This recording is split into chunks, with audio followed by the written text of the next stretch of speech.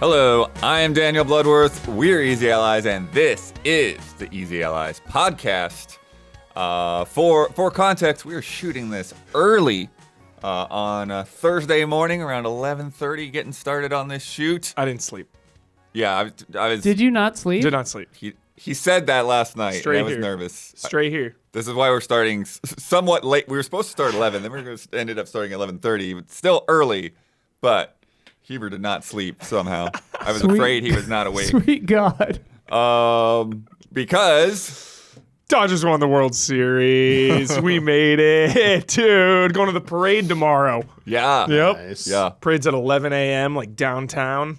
yeah. I'll be there. But we're shooting early because it's Halloween, and so people need Exactly. to get home. You know, be wanna be there for their off- kids, be there for trick or treaters, And we want to be off the roads by nightfall. You know? Sure. Like, come on now. Get off the roads. Honestly, like a lot of the trick or Off the treaters road. start going around at like 4:30, 5 o'clock. Yeah. Yeah. My old neighborhood, there was definitely like the businesses and stuff that people would Yeah. go to, you know, and start doing that. Shout out to all of you for allowing me to change the schedule as needed to follow the Dodgers World Series run. I really appreciate it. It's been a weird week. Yeah, Yeah. thank you everybody Well, so it continues much. to be because, Like yeah, so much. Thank group you. stream on Monday too. And all the Easy Allies patrons just like rooting them on for me was amazing. They were like, I don't really care, but I'm glad you're happy. Like, thank you everybody. Can I, Hubert, can I say what I asked you in Slack after game one? The Yeah. question about your excitement. Can I say that publicly? Yep. What I asked you? So I asked Hubert in Slack after game one, what were you more hyped for? Shenmue 3 reveal or the Dodgers Grand Slam to win? Ooh, good question. Yeah. Did he answer? Yes, he did. What'd you say, Yeah. Hubert? Freddie Freeman. Whoa. Freddie Freeman. I was with my mom and dad. Okay. Does that mean Yeah, yeah. Dodgers? Yeah, Oh, Dodgers. okay. I was with them, just hugging them. Like that was one of the greatest moments of like my entire life. Yeah, Nice. yeah. To contrast, it was me and 3 other gay people just watching Agatha all along, and then the fireworks started, and I was like, I guess we won. It's just like- and then the East Side tore itself apart. Yeah, no, for us, my experience was different because usually, like, I would just still be working and doing whatever else. But my wife was tuned into the scores, but she was like, it's too stressful to like watch the game itself. So she would like be checking in and then checking clips and stuff, like, you know, between one watching eye. other videos. Yeah. It's so funny. So it's like I just get those updates kind of sporadically. I love that, Woodworth. I love that. That's so great. But yeah, we got Michael Huber. We got Michael Damiani. Nay. You're going a little soft in and out of focus there, so if you want to keep an eye on that. But Autofocus action. yeah, in the control room, making it all happen. We got Isla Hink. Yep. Hey. God, my hair. Don was feeling a little under the weather, so he's okay, but he's got sniffles, so he didn't want to like infect everybody. So he'll be in to edit later, but you might not see him Thanks, today on the Don. show. And then Gabby back there sending them tweets. Yeah. Early morning tweets. Want to thank almost Gabby's lighting the candles as well. That's how the Dodgers beat the Padres. Gabby's candles. Got it. Friends, we are here to talk about what's new, what's news, and what we've been playing. This week, Nintendo just dropped an all-new music app. It's pretty sick. We'll get into that. Unfortunately, Concord is not coming back. Oof. That one hurts. That team just got fully shut down this week. That one hurts. Ubisoft stealth launched an NFT game. We've got Thank the details goodness. on that. And then I've been playing a ton of Dragon Age. Huber's been playing Call of Duty. Damiani's put an unholy amount of time into Vampire Survivors, the new Castlevania expansion. Sick. And we held it for you, Huber. It was going to be last week, but since you weren't here, we've got the top 10 scary sounds. Nice. Now. Great. Yeah. So it's weird because it's good timing for the live audience, but Yeah. then the public is going to be Sunday after the Halloween. But we needed you here. Got it. We needed you here. This one's for you, live audience. So yeah, let's start off with this crazy out of nowhere Nintendo did like a few of these. We have some others, and also this week. I'm more hyped for how hyped you are, Bloodworth. Nintendo Music app that they just shadow dropped yesterday. This is a real shadow drop here. This is what we're talking about. This is not like, oh, they've been talking about this game forever, but we don't know when it's coming out. Out of nowhere. Yeah, it's just, out of nowhere. Yep. All new Nintendo Music app. And it is pretty cool. It's got a really nice UI. Everything's worked really well. I mean, basically, I've had it on nonstop since it was announced. It's funny because like the first 45 minutes when I was messing around with it, I was fully doing it all on my phone. It looks like Spotify. And then I remember, yes, It does, yeah. It is just Spotify. I'll let Blood finish. but then I remembered. Character playlists. I remember, yeah. So I remembered that I could. Oh, dummy! I can Bluetooth to my sound system. Nice. And then I You Bluetooth to my dummy. sound system. And then now I'm getting full stereo sound and everything. But yeah, so they have a lot of cool features that are in there. First of all, worth noting that it is essentially a new perk for Switch Online members. Got it. So you have to log into your Switch Online account. You have to have a current sub to Oh, Nintendo wow. Switch Online to access it. So that's something that, I mean, hopefully they provide an alternate way to subscribe to this thing, because that's a little bit weird. If you, like with ads, like Spotify for free with no. yeah, with but I ads mean, or- that's the perk, is that you don't have not. to deal with ads. Yeah. Yeah. Yeah, they're not. They're absolutely not. But there's so you can listen to full game soundtracks. They also have top tracks for each game. So if you just want to listen to like the hits from a game, that's great. There's playlists for different series. There's playlists for specific characters. So like there's a wild. Bowser playlist, That's- Huber, so you can just listen to Yeah. all the Bowser themes. That's so cool. Curated Bowser There's list. like a boss battles playlist. There's like mood, so like a nighttime playlist, or a break time, Yeah. or that kind of thing. the spooky You playlist. can set certain songs to extend. Yeah. So this is a really cool thing too. So like like in a game, Yeah. like a game just like the song just loops. yeah. So you can set it to loop seamlessly for how like 15 minutes, 30 minutes, or an hour. On more than one occasion, I've listened to like a 3-hour version of was the gonna say. 3D World Boo Yeah. House. Yeah, and so it's like We're obviously. the 10-hour ones. Yeah. Right. on. But like Get on obviously, YouTube's like level. you could just set it to loop. But if you just set like a track to loop, like it's gonna have the fade ins and fades out every time. With this, it's like it just keeps going, just like if you had the game sitting there. So it's really nice. And it makes sense for a lot. So like Ocarina of Time had some of those. Where like I did like a 15-minute loop on like the Forest Temple, I think, because like if you just listen to that as a track, it's like maybe like 90 seconds. There's another one that's only like 45 seconds. But because it's more ambient and stuff, it's like you don't really notice that it's looping, right? Yeah. And so it just kind of like you just like settle into that mood for a while, So that's cool. Lavender Town, 48 hours. Let's go. You can also create your own playlists. You can share. They actually do have a share button, so you can like grab a track or grab a playlist and send that link to a friend. Cool. And if they have the app, it'll just open in the app. If they don't, they have a QR code to download the app. Yeah. There is a spoiler function, Huber. Yeah, I saw that on the overview video. Yes. That's wild. So you can set a game as like a spoiler. I haven't played that game. I don't want to get the spoilers. Yeah. So then any playlist or whatever, it just will skip that game. like some of those, I think of what Bowser's Fury, some of those tracks. get the spoiler mode on. Yeah. And then one thing that's really, really crazy is every track also has a screenshot, Huber. So you can like remember that moment. You can remember that Where it mood. is in the game. Yeah. And stuff. Oh, that's so And it even That's a shows cute idea. it That's even really shows up on the smart. lock screen. So even if you've just got it running, and Yeah. that's another perk too, because like like YouTube, you've got to pay extra to play on the lock screen and Yeah. stupid crap like that. So you can listen to it on the lock screen. You don't have to worry about any of that. You are paying extra for this, FYI. How much? Because I listen to a ton of video game music. It's one of the only things I listen to. Like, Yeah. For a lot of the time. How much of this music was already available on Spotify? If No, So, Nintendo like, none hasn't of it. done this. That's the like thing. none of This it. is okay. This is my complaint. Yeah. This sucks because Nintendo's like the only company doing this, and it sets a terrible precedent. Even Square Enix, who I think is one of the most protective about their music, has been more open about putting it on streaming services. Even like albums they'll sell, they'll eventually like put them on there like after a window of time. Even on their YouTube channel, they even made a YouTube for this. Nintendo is like draconian as hell with this. Like, it's like, I'm glad people are happy they have a way to do this. You have to pay extra, like, you know, you have to pay a premium for this, and it's literally just Spotify.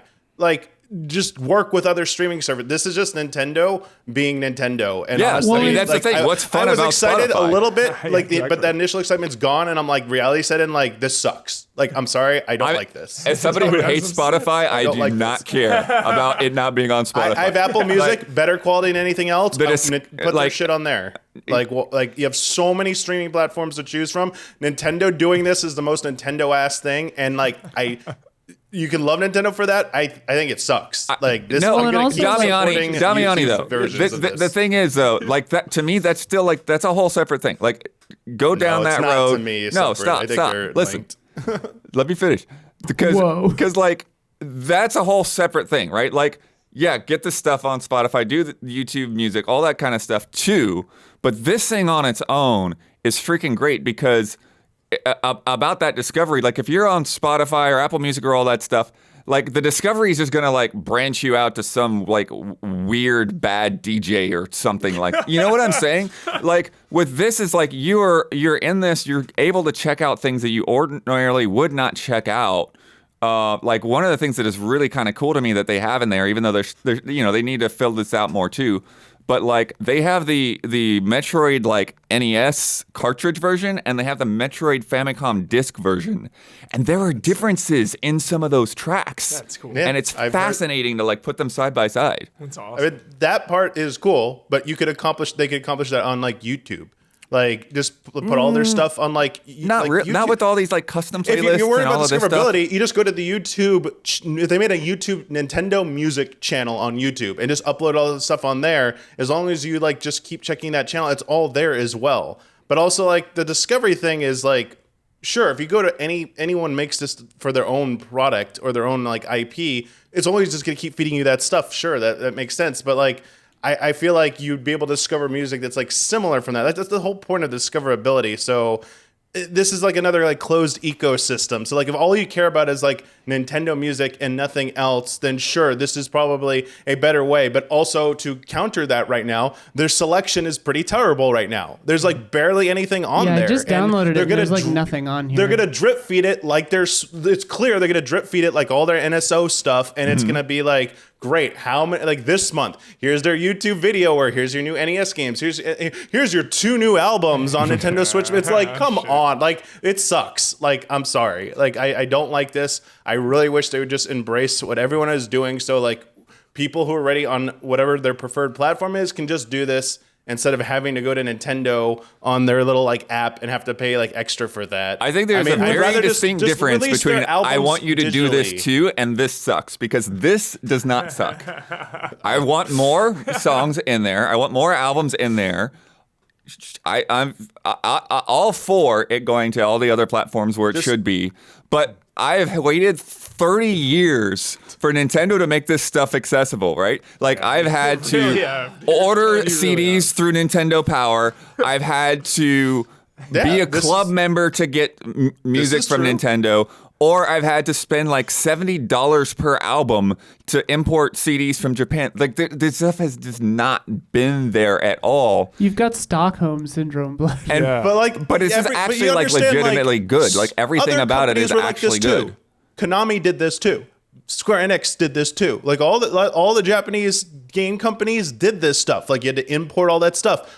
Almost all of them have moved on into a better direction except for Nintendo. And yes, I get that this is better than what they have. I'm just saying they're so behind the curve that like they're training you to be so excited for something that's shitty that like everyone else is like gone, like Pokemon, done way better. Like Apple. So this is I not. still don't think that being great. on Spotify makes it better. It just Not makes just it Spotify, available in something you already have. Like give it like there's so many options in like be on all of them so that people can play whatever they prefer.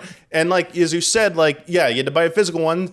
They started selling some digitally, but it's like make more available too. I think and honestly, compromise would be nice if you could just like sub without having to do Nintendo Online. Yeah, no, and think I also that- think it would be Sub great to for the them to put service. this on the Switch itself. Yeah. I Like think would that appease you, Damiani, if they just offered a way to like subscribe to it by itself, not necessarily like I mean, folding it's it $20 into... a year. Yeah. Like, you might as well just get it packaged with I both. mean, if True, they, exactly. Yeah, that's not much. like, I mean, It's- paying for this my- monthly would be terrible. true. I mean, my thing, okay, yes, anything that makes it easier to access, I'm all for. I'm not like going to be against that. I'm just saying, when I already am invested in the ecosystem that embraces all different types of like music companies and other organizations' music in there, including game companies, pays nobody. I don't want to have to open a separate fucking Nintendo app to listen to Nintendo music and then go back to Apple Music or Spotify or whatever to listen to everything fucking else, and they don't communicate with each other. So it's like, it's just a hassle. It's an extra step. The worst, It's like frustrating. The worst thing to me is that like Nintendo, already famously litigious, miraculously has allowed on YouTube, because Chad is like saying like, well, there's always all this stuff on YouTube, like unofficially, and I'm like, because they Yes. have this now, they are going to Yes. start cracking down Nuking way those harder. from This is- orbit. They are Yes. going to ban these They're gonna go- channels, even if that music Exactly. isn't on the app. But now they're going to say Oh, there's no. precedent for us Yes. to control our music, so we have to get rid of this. Oh, So no. like this is going Yes. to decrease Hurt. access to Nintendo music. Yes. Maybe. Thank you so much. That was the next point I wanted to get to. And like you said Yeah. it perfectly. This Nintendo is absolutely going to do this. Oh, You've seen like how aggressive they get with their legal stance on everything.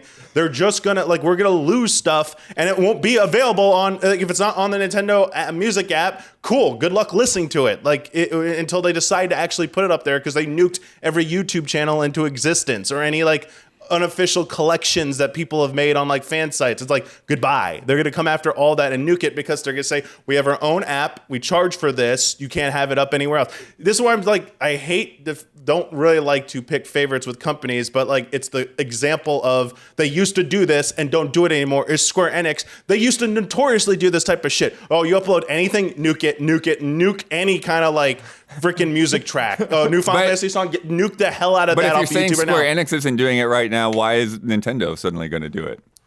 I mean, Nintendo's always So been. because Square Enix has shown that Nintendo's they're already doing been the doing right it. thing, No, where but they Nintendo is still haven't. not They doing have. it. They nuke channels constantly. They're just going to do it even harder now. Like they're going to put it automated into the system where you upload anything with Nintendo music, gone. I They already basically do it. They're just going to make it way don't, harder. I don't. Yeah. They do it. They do it already. Yeah, they do, and like well, like yeah, time will tell, but like I don't feel like the initial excitement of announcement of this was like cool, but then it's like really looking at it and like thinking about it, it's like the deal gets worse by the minute. It's I also freaking don't Star see Wars. It's why- Empire Strikes Back. This deal's Deal getting keeps worse by the minute. Yes. I also don't see why I should cry over somebody stealing Nintendo's music and uploading it. Like that's just not a big. Stealing their music. What else is it? You freaking data mine a thing and put it on your channel, and like your channel's big because you just stole a bunch of Nintendo music. Like Is it being But monetized? also I don't they're really. holding I it don't. behind Are they a making? If they're not golden vault. monetizing, making money, like what's the like what? Well, sure, if they're not monetized, sure. But This just brings me back to music rights and video games and This is streaming Napster. are so Yeah, I feel like we've gone to the 2000s. annoying. I just think What is Metallica confirmed?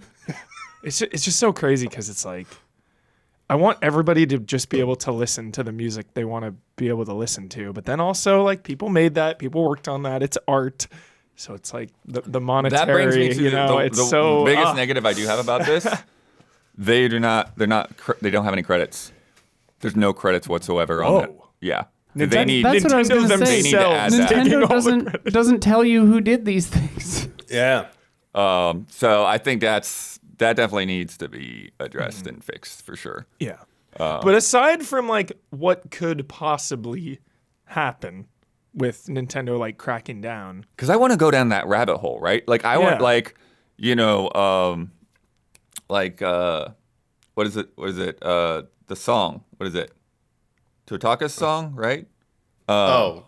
Yeah. What about? I want to go down that rabbit. Like I want to be able to like follow like one composer's Yeah. music like through Oh, all the games yeah. that they've made. For sure. I see. You know, 100%. And like, I don't know if they just like don't want to like foster like some kind of like celebrity kind of thing, or like, I don't know why they wouldn't. Gabby says Spotify is great for that. Yeah, Spotify. I click Yuzo Koshiro. I'm like, yo, let's go. Boom. That's right. And even in Apple Music, it says like I got like Sokin's music. You're like, would you like to see Sokin's other works? I'm like, there you go. Yeah, that's to me, that's the biggest thing. But like, there's like Dr. Mario Game Boy music that like I'd never heard before because it was like from the versus mode. Yeah. And I never played multiplayer Game Boy with anybody, right? Yeah. Like, so that was cool. And then I told you about the Metroid thing. Mm-hmm. I was blown away. The Fire Emblem GBA soundtrack is 100 songs. What? It's 3.5 hours long. That is crazy. This is wild. This might be like something that's good, actually good. One like another thing to try and be a little bit more positive, having official listings from Nintendo about their track list, because that does. I know you point this out a lot of times, Blood, when you get those YouTube playlists that are unofficial. Yeah, you're like, how do they like the track titles and stuff? If it doesn't say it in the files, like how are they like, and how many really are there? This could be a way Nintendo could do that, because a lot of times there are games where people say like, this game's soundtrack for Nintendo didn't really have a lot of music. I remember hearing this about Breath of the Wild. People are like, there's no soundtrack in this game. And it's like, thankfully they did release an official soundtrack physically, and it's like 300 something tracks. And I had someone tell me like, where's all that music in the game? I'm like, it's there. You just, they just don't play it bombastically at every like single moment. It's like, that's a good, like that could be a positive thing to see, is like seeing officially like how big some of these soundtracks are, and being like, also they do like the different versions. Like here's like the night or day, or here's like your in combat version. Here's like the tranquil version, right. Or here's like the build up version. Like, and like, it's kind of nice to see some of that, especially if you're like interested in music comp in game design. Like, it's kind of nice to see some of that. Yeah, I mean, and that's what's bad about RIP, right? Because like video games, especially Nintendo games, are about interactive music. So if you're gonna put a track out there, if you just rip it, you're only gonna get like maybe like one state of that or whatever. Or it's gonna be weird or off or whatever. It's not gonna loop at the right place or whatever. Yeah. But when you put a soundtrack together, and that's probably part of the reason why it's like not filled out very well, is because you've got to like think about like, okay, now that this is on an album, what is the mood that we want people to? Do we want to bring in the this interactive element at a certain point and kind of like create like a journey for that song? Yeah. That you might have if you like wandered into combat and then wandered back out or whatever. Or, like a lot of combat tracks have like a stinger that only plays after you've killed everything, right? FF7 battle music. So let's go. Blood.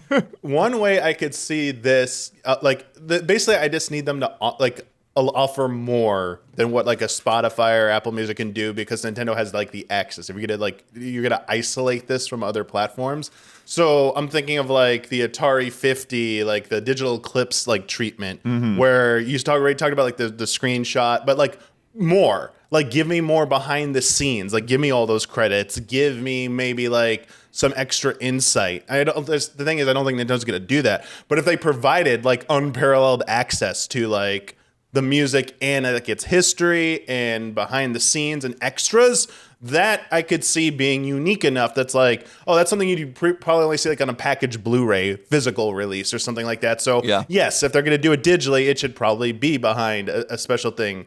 But I mean, I still wish they'd make it available. Like I understand you should have to pay an extra premium for it. I just wish it'd be more readily available. Like, that's something I could see them, if they could do something like that, I'd be less like aggressively against this as I am right now, I guess. Yeah, but again, Damiani, I think this could, like, I know you're saying that they won't, but I think this very much could be a stepping stone, because it's like the fact that they're putting in the work to create these things into like albums. It's like, yeah, now they could offer them on other services. They've just essentially got to port it over. Not a chance. Nintendo won't do that.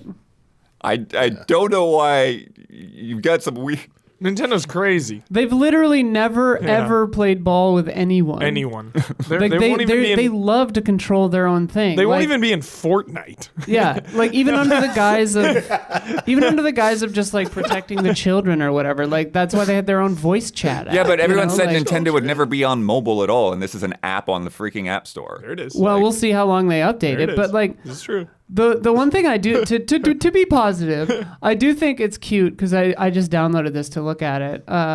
It has, because you have to sign in. It has the top category is your games.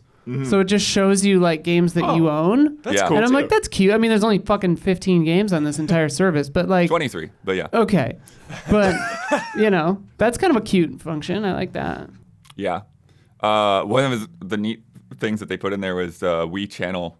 They have a Wii Channel section, so Wii Shop That's music. cute. So that's an good. example Hour-long of like, Wii Shop yeah, music. Yeah. yeah. Oh yeah. Dude, put update day on there. That's something. 62 tracks of Wii Channel music? Holy Yeah, shit. that's the stuff. Put more of that type of stuff out there, and it's like cool because that's like, yeah. Even it's trying to find like the Wii Shop music on like YouTube. Sometimes like you get a few different like weird hits, and then like finally you'll find one. It's always either the 10-hour loop or the remix versions. Is 3D Right. World on there? Is what? Mario 3D World? Bowser, the I'll one with- check. I don't think it is yet. Damn. I don't think that one is. Wait, something is. Has my Mo- favorite. so right now, it's he the one remote- with the strings, the ghost house with the strings. It's my favorite Yeah. track. Right now, dude. most of it is like newer like Switch games. It's not on there. Yeah, and the other stuff really needs to be filled in. There's like 3 NES games, like 2 Super Nintendo games, like Yeah, one they don't even GameCube have game. like the Mario Super Nintendo games. Yeah. They just Yeah. have Yoshi's Island and Donkey Kong Country. Yeah, the Yoshi's Island though, like I like that, and like Star Fox 64 is like I hadn't heard some of those tracks for so long. Have any of the Nintendo Switch Online games that are added, the classic catalog, do those games ever get removed?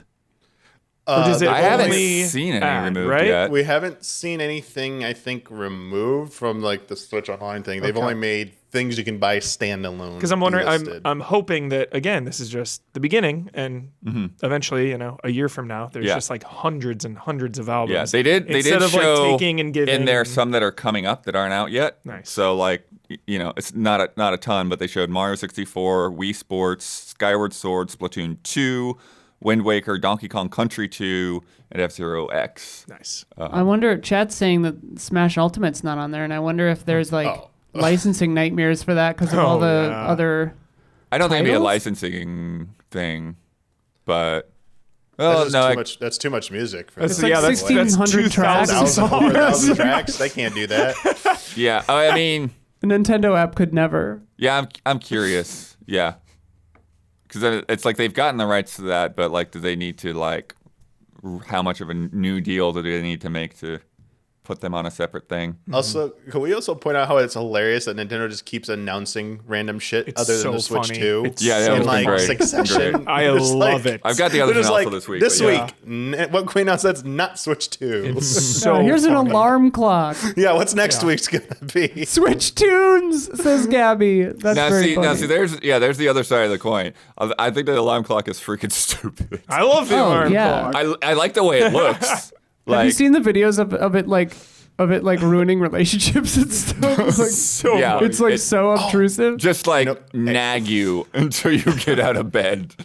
How about this Nintendo Music app or whatever? When it connects to your car, it's instead of CarPlay, it's like Nintendo Play Oh my on your God. car. So it turns into like a video game. Dude, and that's a everything. huge- So your map becomes your GPS becomes like Nintendo-fied and stuff like that. It could That would connect be to sick. to like Yeah, Pokemon sign me Go up. and stuff. Pokemon Go, yeah, I was just gonna say.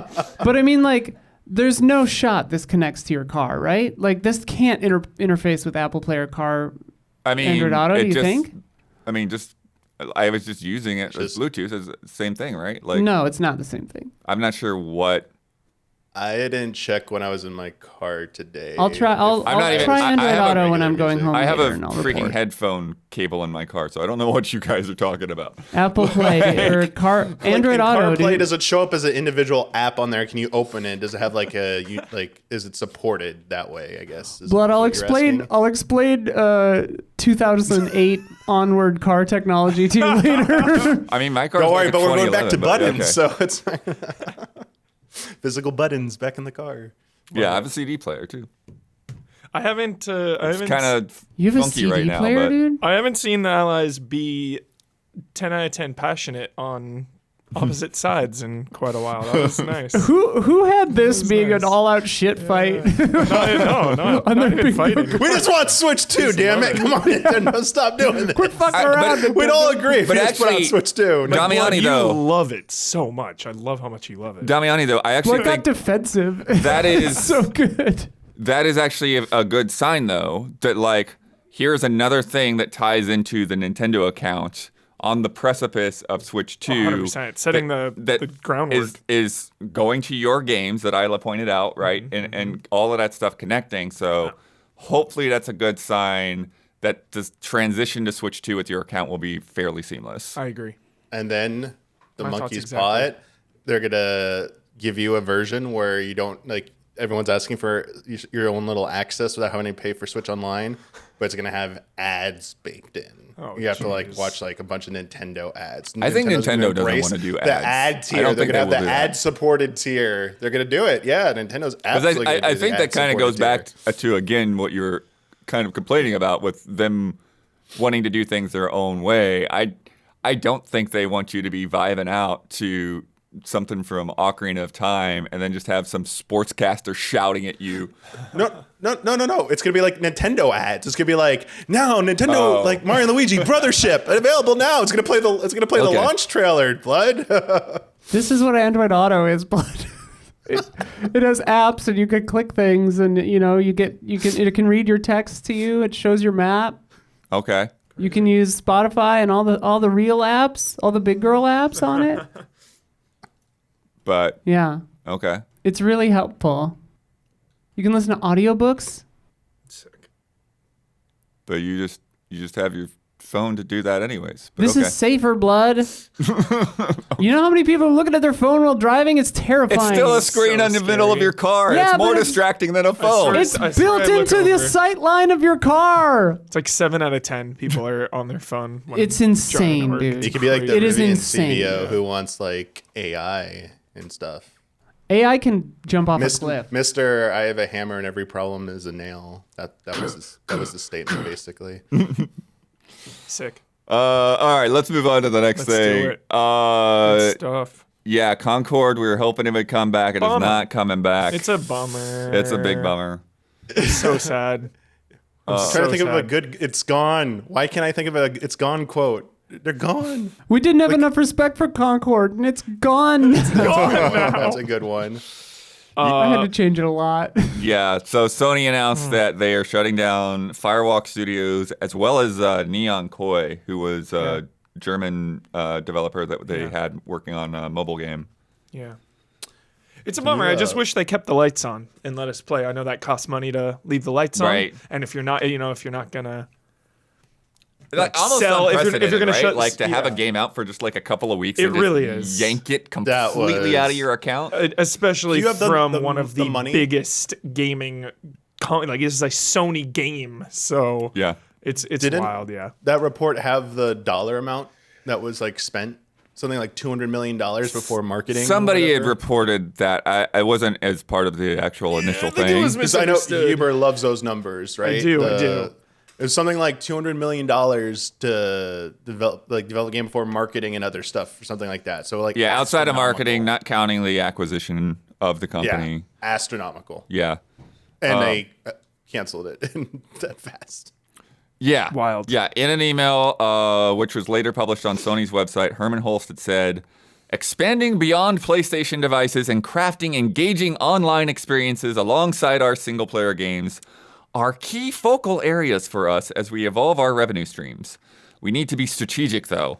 in bringing our games to new platforms and recognize when our games fall short of meeting player expectations. Certain aspects of Concord were exceptional, but others did not land with enough players, and as a result, we took the game offline. We have spent considerable time these past few months exploring all our options. Damn it.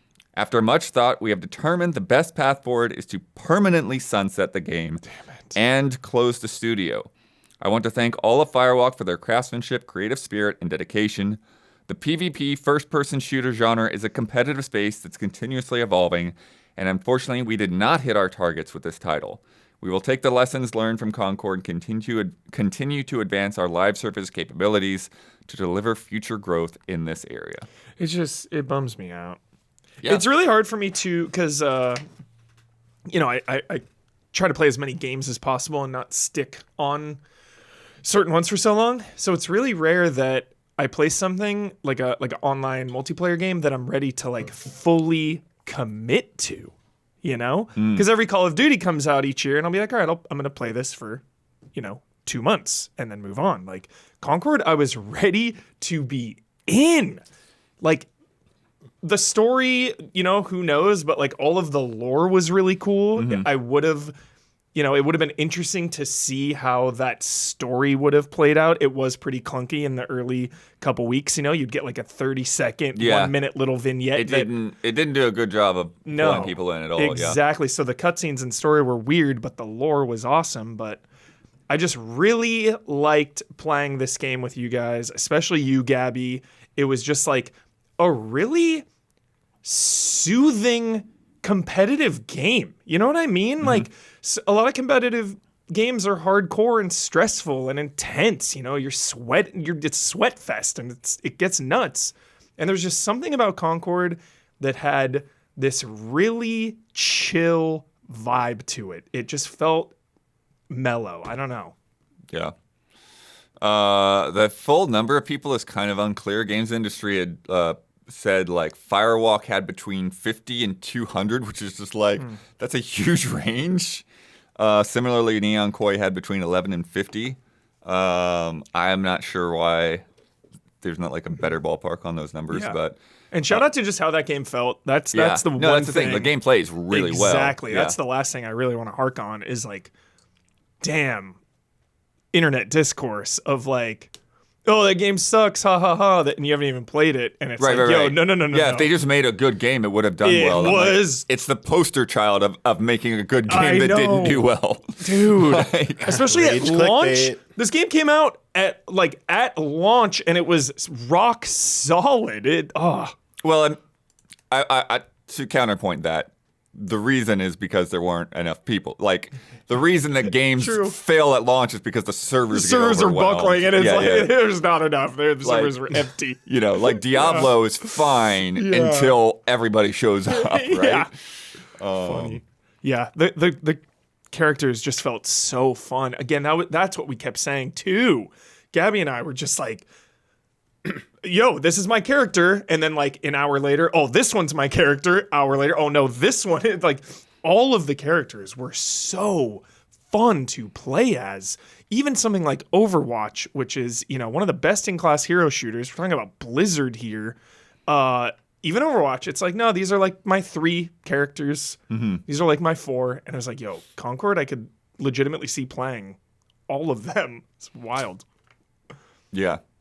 Yeah, but it's not very appealing visually. Yeah, visual. Like the character skins and designs were lacking. They didn't offend me like some, but they were definitely lacking. Yeah, without a doubt. So what's crazy though? So Sony acquired Firewalk in April of 2023. Like. Jeez. That's pretty recent. Like it was pretty far along. They knew what they were getting. That's pretty wild, right? Like. Yeah. I didn't realize that, bud. Yeah. So it's like the result might have been the same if they hadn't bought them, but it's like you just like you wonder like what was the point of buying them? It's like you thought the whole thing hinged on this one game. I wonder if it wasn't Sony, if it would have done better, because you get the first party anger. You know what I mean? A first party game comes out and you get, it's just a little more volatile. So I wonder if it would have like snuck under the radar if it wasn't this big Sony thing. Remember the state of play was like, oh, Concord, what? Like, and then that state of play or whatever, that kind of rubbed people the wrong way. Or if the Game Pass bump would have put the player base high enough to to actually exist still. Free to play, obviously, we've talked about this to death if it was free to play or not, but yeah, I honestly think making this game $40 is what killed it. yeah, 100%. That was the death blow. Well, Sure. but not just that, but the fact that like people, like a lot of games, you know, like they go into this like lengthy early access period, right? Like Hades 2 right now, it's like it's got this lengthy early access period. They can see how people are responding to it. Well, they still have a lot of room to adjust, and it's like nah, they just like fully like put all of their polish and everything in. And then, they had a beta, but like that was like just a couple weeks before launch. You know, it's just like just getting at the last couple kinks. Totally. And if you think we're blowing smoke, like check out some of our streams. Like, just watch how we're playing in the gameplay. Like, we love that game. I love that game. Damn. Yeah. Pour one out for Concord. I guess there's still a secret level episode Yeah. coming. That's gonna be bittersweet. Oh, geez. That's gonna be weird. Bittersweet. Is Blur scrambling to like change the narrative so every character dies or something? Yeah. Something grim like that? No, Grim finale. I don't think so. Like that thing is basically It's done. gonna and be waiting. like the end, like the Wreck-It Ralph, where they get unplugged at the end. Spoilers They down get there. removed. Wreck-It Ralph hype. Or Toy Story 3 where they all accept death. Best. Incredible ever. scene. Did you hear about that person who edited the movie to end right there and then showed it to his mom?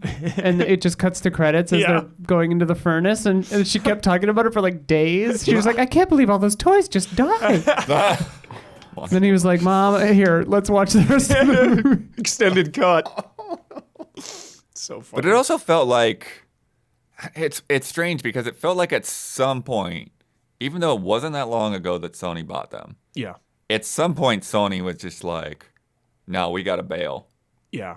Like, because they just, because I think that's one of the biggest problems with Concord is like, it launched like you would launch something that was going into early access. And like 100%. so many people did not know that game was even out. 100%. Didn't they also actually do like betas or an early access? There was one beta. There was Yeah. there was one, but that's what we were saying. It was Yeah. like just Yeah. a couple weeks before. I mean, even the Right. business and model. that was really soft too. There was hardly anyone playing Yeah, the no beta when numbers it was on free. that. even the business model of like, yo, buy the pre-order or buy the game, you know, in the first couple weeks for 20 instead of like the early adopter type Right, thing. You know, with early access games, sometimes you can do that, right? On Steam, you'll buy a game, it's $20, and then when it goes into 1.0, it'll be like 30 or 35. It's like, should have at least had something like that. But again, we've talked about that so much about the price of this game. I know.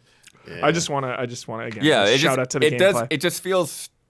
It feels like they abandoned it before it even launched. I wonder if any. And it's like you just wonder why. There's got to be some behind the scenes knowledge there that we're not privy to. Obviously, Last of Us factions, turmoil. You know, if that played a part, if you know this chase for a live service game, probably just looking at all these other projects as well, and that probably had some impact.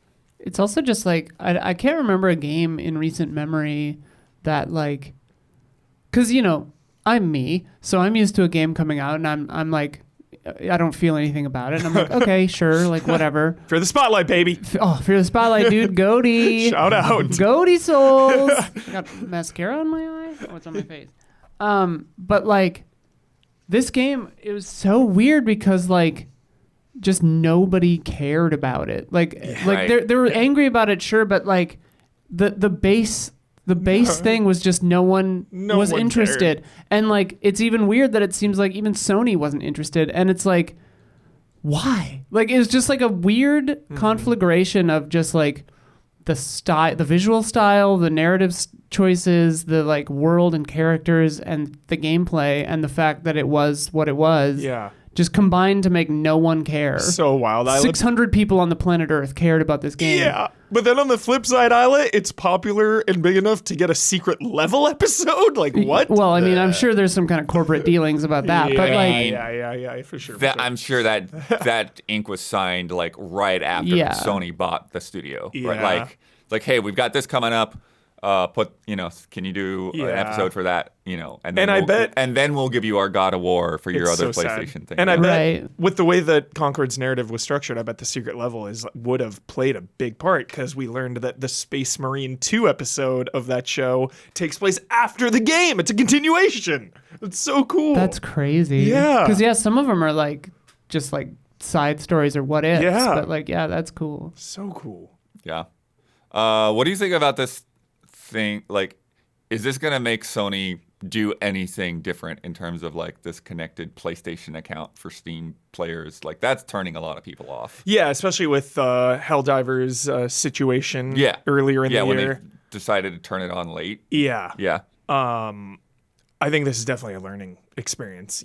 I feel like after this year, because of Helldivers and everything, that they're going to reevaluate that entire system. Try to get, day one, PC, no Steam ID or any of that needed. PlayStation login, I mean. Yeah. Yeah. Just loosen up. I feel like Sony has been loosening their grip, Yeah, it just, these things are like just drop. Like, so yeah, we had the Last of Us thing that got pulled. Concord now pulled. Apparently their Twisted Metal game that was in the works, got canceled. We had Destruction All-Stars. All-Stars. That was a fun one too. That was a fun one when we were in the same room for like 2 hours. And then it was, okay, we're done. I love mediocre games, all right? Oh, yeah. I don't know. Oh, yeah, and then Marathon, dude. Marathon. Like, it's a lot riding on Marathon, and it Lot. sounds like it's struggling too. Yeah, and then Destiny 2 kind of is like over, basically. It's weird because it's like they really stuck the landing on Destiny 2. Yeah, and they're like, all right, we're done. And then laid off a lot of people that were responsible and like put in the work to make that happen. Mm-hmm. So It's also weird. I'm interested to see how Marathon lands because it does seem to also be kind of in this like weird crossroads of like, okay, this isn't exactly what previous Marathon fans want. This isn't exactly but what. who are the Marathon fans? Well, Like, yeah, but it's also like it's an extraction shooter or whatever they said it was, and I was like, okay, are we still going to be doing those in 3 years when this comes out? Like, it feels like chasing a trend like the battle royale games. I'm looking to Sony's 2028 take on Lethal Company. Yeah, fully, dude. Very funny one. Yeah, I would assume it's going to be free to play after all this situation. Oh, Marathon? Yeah. Yeah, I don't know the maybe. details off the top of my head. Yeah. Would they said anything about business model yet? Charge 40, Sony. I dare you. Yeah. It feels like the people that are getting laid off are not the people that are responsible for the failures, and that's what sucks the most. That's fucking It's like, depressing. oh yeah, like we're gonna learn from this, and it's like, who's gonna learn from Yeah, this? Like, that's- really? Like, Yeah, that's always the drag. Yeah. I mean, they are saying they're gonna try to find them other spots within Sony Interactive, but I mean, you're closing a whole studio. Like, where are you gonna put 200 potentially Like- people? Yeah. Any one of you out there who worked on Concord, like, thank you. Like, your work was dismissed, unfortunately, in an unprecedented way, but it resonated with me. I really enjoyed it. Yeah. They did put out one last tweet, though, and I wanted to go through that just to pay our respects. Firewalk began with the idea of bringing the joy of multiplayer to a larger audience. Along the way, we assembled an incredible team who were able to first navigate growing a new startup into a team during a global pandemic. They had started in 2018, and they were very small until 2022. They were able to build a new, customized, next-generation FPS engine in Unreal 4 and 5, delivering top-tier Soothing. gameplay feel, Yeah. beautiful worlds, and a performant 60 frame per second technical experience. Just the visual, everything about it was so soothing. It was such a soothing game. They are able to manage an acquisition and integration while readying technical and preliminary tests, and ultimately ship and deliver a great FPS experience to players, even if it landed much more narrowly than hoped against a heavily consolidated market. We took some risks along the way, marrying aspects of card battlers and fighting games with first-person shooters, and although some of these and other aspects of the IP didn't land as we hoped, the idea of putting new things into the world is critical to pushing the medium forward. The talent at Firewalk and the level of individual craft is truly world-class, and teams within Sony Interactive Entertainment and across the industry will be fortunate to work with them.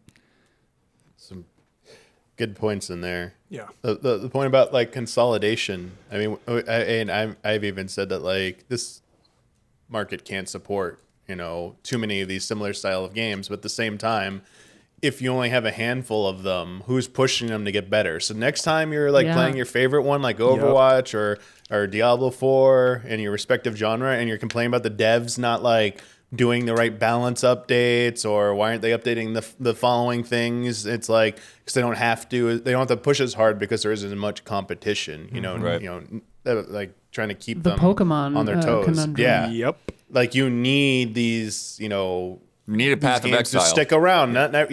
We need a way for these games to be able to be like find some level of success to be able to stay around, but also not have to be blockbusters to justify staying around. Otherwise, like live service, game as service, it's like, I mean, yes, I will concede there is a incentive to still update your game and do stuff, because like if you just don't do anything, people will eventually bail. But like there is a better way. And unfortunately, every time one of these games goes under and a studio gets shut down, you're losing the reality of an opportunity for that to happen, where you have more competition. Yeah, and I think going back to my Lethal Company joke, like that's the kind of lesson that like Sony needs to learn is like, don't freaking polish and do motion capture and all this. Like if you're gonna be like putting something out there into like a competitive genre like this, like I don't think that like making your game super pretty is gonna be the thing that like is gonna get your numbers at this point, right? Yeah. Like you need to build up an audience while your team is small, and like you need to get people into this game. Well, to get them into the game, though, it's visuals. That's how you get people to begin That's with. not what's always. proven this year. Yeah. That's always true. Like you need to have a hook. Yeah. I mean, but I think this advice is super relevant. I mean, obviously you have like certain costs you just can't get away from, but like just the fact that you're presenting your game as big budget being like the hook, like it's a big budget game, and so it's good, like it's giving our best chance to sell. It's like when you tell people advice, like for us, like streaming, content creation, like go all in, buddy. You're gonna be a new streamer, buy all the best gear and stuff right out of the gate, so you could be just like the biggest streamers. Like that's terrible advice, because if they fail, they just spent all this damn money. Like you focus on something that like you think's gonna be your hook, so like your game, some kind of gameplay aspect. And if it is a visual thing, cool. If you're doing something unique with the visuals, that's your hook. Go all in on that, and then build up around it. Like, I feel like sometimes I'm just saying for the masses, Damiani. Like, I think also for the. Sorry, keep going. No, just. A lot of people don't have the time, money, and patience to find something within a game that is a hook to get them in. They look at it first. They'll look. This is what I was going to say. But you don't need to have a game be like crazy, like Blur Studio level graphics and like lip sync, and like again like Iron Beast did super well, right? Yeah, and like. It's very focused on like what do we need to do with this visually to The thing I was gonna say is like visuals, I think sure, whatever, but like the real thing is, and to Damiani's point about the hook, is understandability in the marketing phase. Like Concord's marketing was horrible. No one understood. Okay, but why Concord? Great like call. what makes it special? What makes it like? Why should I care? And they never provided that information. Like. You need some kind of hook that the masses, you know, as you were saying, can understand in a minute and 12 seconds Yeah. in a trailer, that they're like, oh, that seems fun. Like Lethal Company, perfect example. It's like, oh, I want to do that. Like that seems funny. Yeah, and like that Helldivers. matters way more than the visual style. Yeah. I think. Yeah. Hell yeah. So hopefully some lessons will be learned. Yeah. But it does seem like they're going to keep chasing that live service golden goose, Chase it down. even if they smash every egg along the way. Yep. But yeah, and kind of along trend chasing lines, Ubisoft stealth launched an NFT game Good grief. Good lord. Oh boy. All right. very recently. What is going on with this Probably the best company? way to do it. Yeah. Yeah, and- they knew. They Shame- knew. Shame launch. Yeah. Shame launch. Just silent. Yeah, Rebecca Valentine over at IGN reported on this game that nobody knew about. It has the most hilariously generic name: Champions Tactics Grimoria Chronicles. Wow. Unbelievable. What the f- To even play it, Cactus, Grimoire, whatever. you Sounds like need a ChatGPT made Ubisoft that account, and you need to connect it to a blockchain wallet Wow. to even play it. So NFT, crypto, and probably developed with AI. I wouldn't be surprised. So you could start for free and do tutorials and stuff, but eventually you're going to need to purchase or craft figurines to compete Unreal. using either in-game gold or cryptocurrency. When she published a report, the marketplace had figurines ranging from $7 up to $63,000. What? Okay. Cool. The typical figures topped out around $335. $335. And it's a PvP game, fully play to win. Pay to win. Yep. Yep. Maybe the most hilarious part of this report is the trailer. The initial trailer had the rating on it as adults only, Whoa. which we never see in this Whoa. industry. What? No way. But as even For real? Because of like It's gambling AO? or like it's not because of nudity. Gambling? It's because of the NFTs. it's because of the NFTs. Except the ESRB has never rated this game. They just stuck they're a just doing it logo to on their grab trailer. attention. What? And then after the report, they're like, "Oh yeah, sorry," and then took it off. So it's Sure. it's unrated now, or It's it an actually- unrated game, basically. Okay. The unrated cut. Dude. You need to have a rating to like put it onto a Yeah. console or whatever. But Yeah. this is only on Ubisoft's store. Like you could only get this directly from Ubisoft. So Unreal. I will say the figurines in this trailer look kind of cool. but this is like a CG trailer. Like I don't like So, yeah. I will say like this little thing looks cool. Yeah, it's Sure. that's It's that's not- all I'll it's say not nice about it. $330 cool. No way, not even close, bud. Yeah. But I do like that figure. all three of those. When asked for comment, Ubisoft said that Champions Tactics offers deep strategic gameplay featuring unique in-game assets Release Pay to win, yeah. Pay and to win. several gameplay. exciting innovations. These include millions of procedurally generated figurines, each with distinct stats, assets shaped directly by players' choices, and an open marketplace letting players compose their teams on a peer-to-peer basis, much like a physical trading card game. Try to romanticize it. Wow, what a spin. Like Yeah. a physical I blame trading card game. Space Jam for everything because the whole premise of that movie is to capture Michael Jordan and have kids pay to beat him. Yeah. So pay to win. Yeah. It's from there. Yeah. And then everyone saw that movie. All the execs saw this movie. It's like, oh dear, like dumb movie, but that's a Yo, great let's idea. do that. We got it. Like people want to pay to beat good people. Like yeah, there you go. That's where the real money is.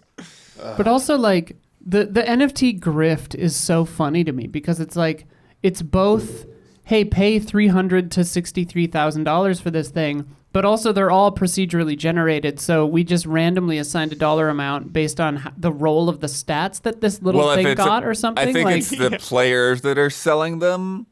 So I think I suppose. yeah, so yeah, Still. Imagine making enough money off this game if you could get in right at the right time and grift hard enough, and like you get to buy a house, and they're like, "Oh, what do you do?" I sold NFTs in a video game. Yeah. It's like some of those skins in Counter-Strike. But that's some of those weapon skins. That's exactly why there's a $63,000 listed figurine, because somebody's just like, well, Yep.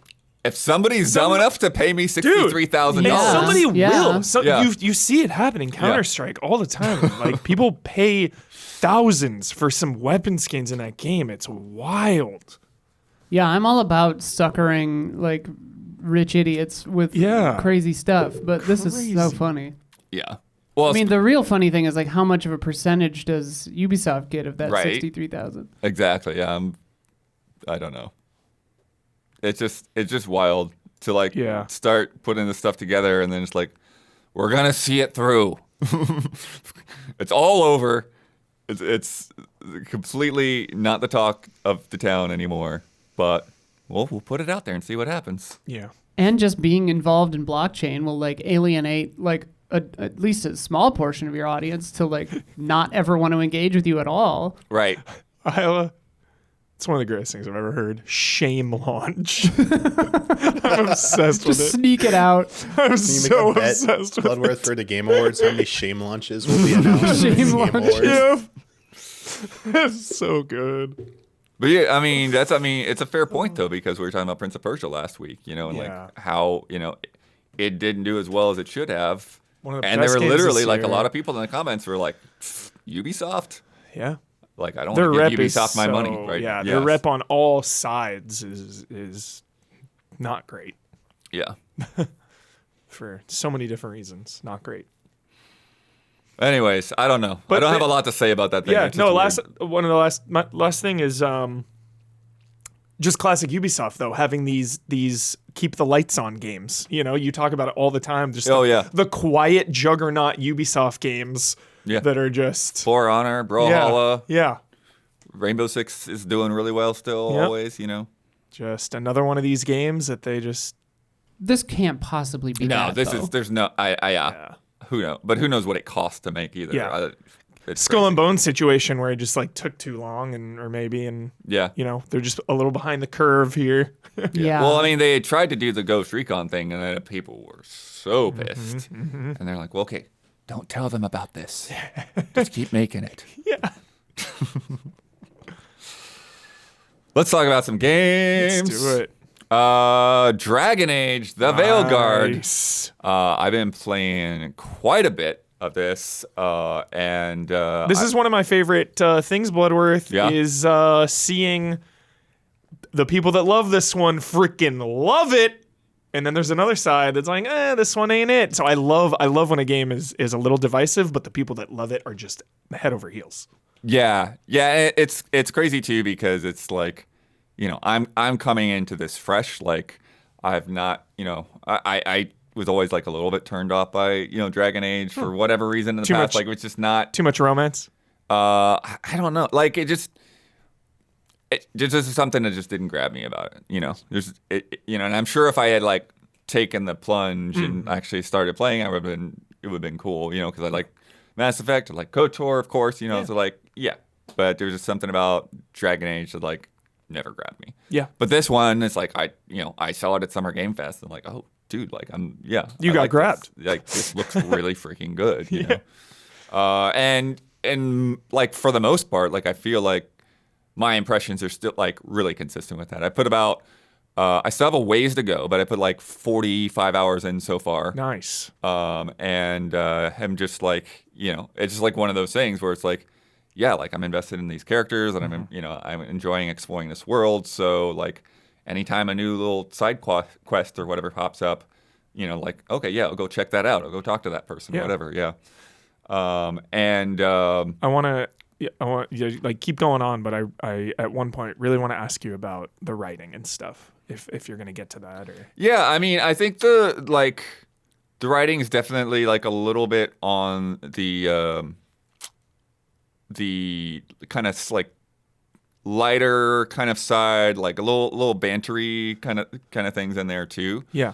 I've heard it's got some capital A acting in it too.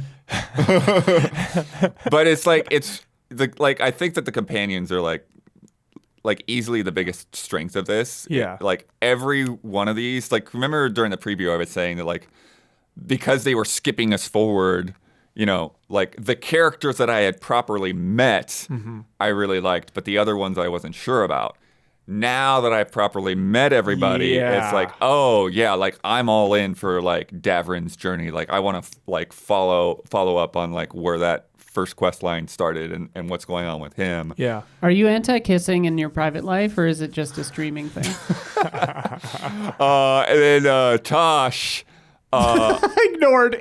Tosh was one like I really wasn't sure about, like, because I had basically no conversation with her in the preview. This environment's and like crazy. I loved her introduction. Like her first mission is great. She's a dragon hunter. You need a dragon hunter on your team, and so like they find somebody and it's just like and you go out on this mission to like distract a dragon so that because she's like part of this group of essentially like pirates, you know, treasure hunters, and they're like, oh, we're not going to kill the dragon. It's like, no, there's no, if a dragon needs killing, we'll kill it, but there's no reason to kill this dragon. Like she like respects them as like, you know, parts of the ecosystem, you know, and knows all this stuff about them. And then what's also cool is like when you get these characters, because like at any given time it's you and then you have two party members alongside you. And you choose who's going to come along with you, and then you know that'll increase their bonds and stuff. The more missions and stuff that you do with them. Love that. And yeah, here we're having coffee with Lucanus. I love this scene because like you go out to Treviso, and like he's like the store, like, you know, we don't have any groceries at the lighthouse. Let's go buy some good food for everybody, and then you sit down and have coffee with him. I love that. But anyway, so you can have like. You choose who to put in your party at any given time, and then as you're just walking around and exploring, like those characters will have specific interactions that are only between them. Love that stuff. And so Davrin is a monster hunter, and he's got like a griffin that he's like a baby griffin that he's training and trying to learn how to interact with and stuff, and be part of, you know, to work together, kind of like if you have like a wolf or a falcon or something, right? And then, like I said, Tosh is a dragon hunter, and they're going along, and Tosh is like, you need to like improve that griffin's diet. And he's like, what are you talking about? Like, what do you know about griffins? Because they used to think that like griffins were extinct. Yeah. But they found like a clutch of eggs and they're raising them, right? Sick. And she's like, the poop smells bad. The poop smells bad. What are you talking about? And this conversation goes on like a couple of minutes in different instances, and it's like you need to feed it, you know, vegetables. Like what kinds of things? Like you know, like apples and carrots and sweet potatoes and stuff like that. Gotta eat your There's veggies. Tosh there. That's her. Hell yeah. And then and he's like, well, he just wants to eat like meat and truffles and stuff. He doesn't like vegetables. And she's like, nobody likes vegetables. I think that's kind of like where that part of the conversation is. Funny. But yeah, so it's like Just playful. that kind of like journeying with people and stuff like that. And then you've got like the little dialogue choices.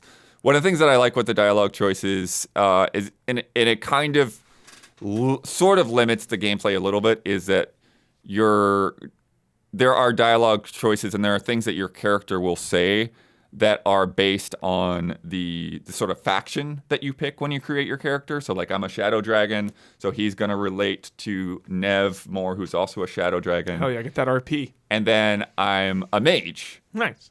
So he will have things that, you know, relate to mages because that's his background and what he's trained up. And so like when I will say mage looks really damn fun in this game. Yeah. Well, that's another thing that's funny too, is like seeing the other reviewers out there and like their feedback was like, you know, saying like, oh, like I saw somebody was like, oh, if you're going to go mage, go Spellblade, you know, you're going to have to, you know, grind to get to the Spellblade subclass or whatever. Yeah. And I'm like, I'm over here like freaking Frost Mage, you know, you're like so awesome, freezing guys and shattering them and using sick. my staff a lot. And in this spot, I am using a Spellblade, but it's like, yeah, I'm having fun with my mage. Yeah. And I did a little bit of warrior and rogue during the preview event as well. Looks so cool. But it's you're locked into the main class because of those story things and those nuances that happen in conversations. But you can respec your subclass. You can respec your skill tree at any given time. Love that. It's so friendly. So with the mage, you essentially like go in one direction to kind of like focus on ice, or another to focus on lightning, or another to focus on fire. Ice and then when you get to your subclasses, the one I'm at is Evoker, which really, really dials into ice stuff, and it gives you new abilities and ultimates and stuff as well.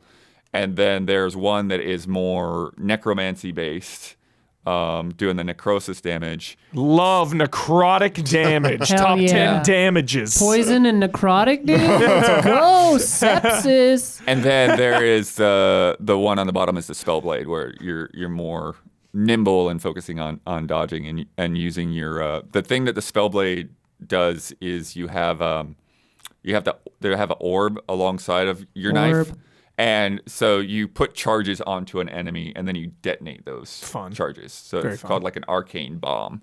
And just visually, it looks so awesome. Yeah, like it's like easily identifiable chaos. I feel like nothing really gets lost in the chaos. It's all very clear. Yeah, that's the thing. Like even from the preview event, even when they were like kind of throwing me in on the deep end, it does feel like they just give you a lot of tools to manage all of these different systems. And you have the tactical command wheel that you can pop up anytime to kind of like give yourself a breather, pick an enemy, pick an ability, and then when you really are like have everything dialed in, you have the right set of companions, you have those combo attacks, right? And this is kind of like a Xenoblade style thing, Damiani, where it's like, okay, this ability will combo with this ability. I see. Okay. And when you do that, it sets up what they call a detonation, and that's when you saw that like that kind of diamond with the hex around on the ground. That's because of a combo attack. And when you set that detonation, it like really just like can shred an enemy's armor or health or whatever. But yeah, so there's a lot of cool stuff going on there, and then with the gear, you can also like really play into that. One of the things that's very interesting to me about how the gear system works is that you can never sell any of your armor or weapons or anything like that. And part of why that is when you get a duplicate, you don't just have an extra thing. It actually like augments the one you already have. Okay, like Cat Quest. Okay, maybe. Yeah. So it's like they're like when you get like a base level, like when you get a piece of gear for the first time, like a common variant or whatever. Yeah. You'll see like extra perks that are locked. Oh, okay. And so then when you pick up like the second one of those, I like that. It unlocks a perk. Yeah. And so it goes from like a common to like a rare to like a legendary or whatever. But then what do you buy and sell? What's the economy like, Blood? It actually it's been pretty tight. Like nice. There are a lot of shops, there are a lot of towns, and so like I'm learning like I need to pick and choose. Like, okay, I'm going more for light armor now because there's actually a skill tree thing too that specializes in light armor and gives you bonus. Can you buy a item in the shop that is a duplicate to pump up your gear? Yeah, that's basically so. Like when you see it in the shop, it's not listed as like buying another one of those. It's listed as like upgrade this. Nice. Right. So cool. That seems fun. Yeah. So that's a kind of a neat way. And then there's other things in the shops that are like sometimes there will be like a food item that will like give you +1 health or +25 health or +1 damage for everything. Nice. Or there will be forever or like a duration? Yeah, like just a permanent stat boost. Fun. I love when food is permanent stat boosts. And then there will be like decorations for your home base, the lighthouse that you can put in there and kind of make it your own. And then there'll be items in there that are purely appearance. They're purely cosmetics, skins, right? So you can go to a wardrobe and like no matter what you're wearing, if you like the way something else looks, you can just put that on. So Perfect. Yeah, we love that. We love playing dress up in our RPGs. It's essential. It's not open world. So, and there's not like a day-night cycle or any of that kind of thing. So like the time of day is sort of just like based on the events. Got it. So but on that sense though, at the same time, the locations do evolve quite a bit. so that like when you come back to an area after a story beat, like things can be like very different. Things could have like drastically changed. The lighthouse where you have your home base, as you get new companions, they kind of make each space their own, and it gets more kind of fuller and robust. So like when I got Emmerich, who you get from the Necropolis, he's kind of like he's your necromancer, and he has like his little butler skeleton, Manfred. And there's all this lore and stuff too that goes behind like how the necromancy works. It's kind of nuts. Because I'm not a Dragon Age guy, so I'm just learning all this stuff, and you're constantly picking up like little cards to read about things. But when you get in there, it's like he just goes into this like empty, dusty room that has a few bookshelves in it and like this broken staircase. And then you go back after a little bit, and he's like, he's got boxes, and they're like kind of moving in. And you go back and a little later, and it's like he's fully repaired the staircase. Love that. The books are all in order. So cool. He's got these giant freaking skeletons in there to decorate. So cool. And you can buy gifts for companions and stuff and all that too. Yeah. Awesome. Yeah. But yeah, I talked about being able to fully respec at any time. So I did that to kind of like test out some of the subclasses. I do wish still that there was a way to like set loadouts. Because Patch. I That'll be in a do patch. think that like even though there's like a lot of nuance and stuff to play with in the combat system, on your particular build, fights can get to feel a little bit samey. And like just switching to another subclass with different abilities Mix it up. can mix that up a little bit. It's a good But if call. you have to go through and like reallocate like 30 skill points every time, it's a pain in the Yeah. butt, you know? Good call, Blood. Yeah, a lot of RPGs are having that problem lately of not doing some kind of like loadout system. Yeah. Or saving, Yeah. something like that. Or alternatively, if you could play as the companion characters like in Xenoblade, you know, like that would be freaking great, you know? Even if they have like a lesser, because they have fewer skills to work with, you know, they have their own skill trees and stuff to decide what you want to use more often. And there's a thing, I don't want to get too deep into it because I don't want to hit the spoiler territory of it. There has been at least one choice so far that I've made that has gameplay impact. Cool. So it's interesting because Nice. it's like this choice affects The way you play the game. a part of the world. This choice affects a relationship with characters, and it affects some gameplay stuff. So it's really interesting how that ramification is there. Sounds And great. so you can see like here's just like exploring Docktown and Minrathis. Gives you Dishonored vibes. Yeah, so it's like it's not like I said, it's not open world. You have like distinct different cities and things that you go to on the map. But I was actually really pleased by how much it opens up and lets you explore. Because again, in the preview event, they were jumping us around, right? And sort of the way the structure is like the first time that you go to a map, you are on kind of like this like beeline, follow this person kind of story mission, right? And you don't see a lot of the area. Yeah. But after that, when you go back there tends to be a lot more space that's opened up and a lot of space that's not even like tied to any quest whatsoever. So you go out there and explore, solve some optional puzzles and like get some unique gear. I did this one puzzle in Treviso where I got to the chest and like I got like a belt that when you drink a potion, it sends bees out to enemies. It attacks enemies with bees. Bees. And they're It's Bioshock. and as I and love like, bees. I was thinking that like maybe that's like that's just some kind of like damage type that I've not experienced yet. Damage type. Bees. Bees. I have not found anything else with bees. This belt is the only thing that puts bees on people so far in the game. It's so funny. Bees. Best item in the game. So it's really cool to Yeah, like full bee build. Yeah. Bee belt build. exploring Treviso is so great because it's essentially like Venice, right? Are you saying chorizo? Treviso? Oh, okay. Okay. Lee I- Trevino's It's like I a thought I was challenge. hearing Lee Trevino Yeah. too for a little while. I was It's sort of like a. It's sort of What? like What is that. it? That blend is sort of like a blend of, or that town is sort of like a blend of like Italy and Spain. That's ceviche. And you've got the crows who are a group of assassins. So there's a lot of Assassin's Creed vibes. Lucanus kind of has like a little bit of an Ezio vibe to him. He's like he's a mage killer. He's an assassin with Sick. a freaking demon. My kind of guy, dude. Let's go. Yeah, and then Nev here in Minrathous in Docktown, and then here, Ravane is like completely different. Like you're out on this sunny beach fighting dudes.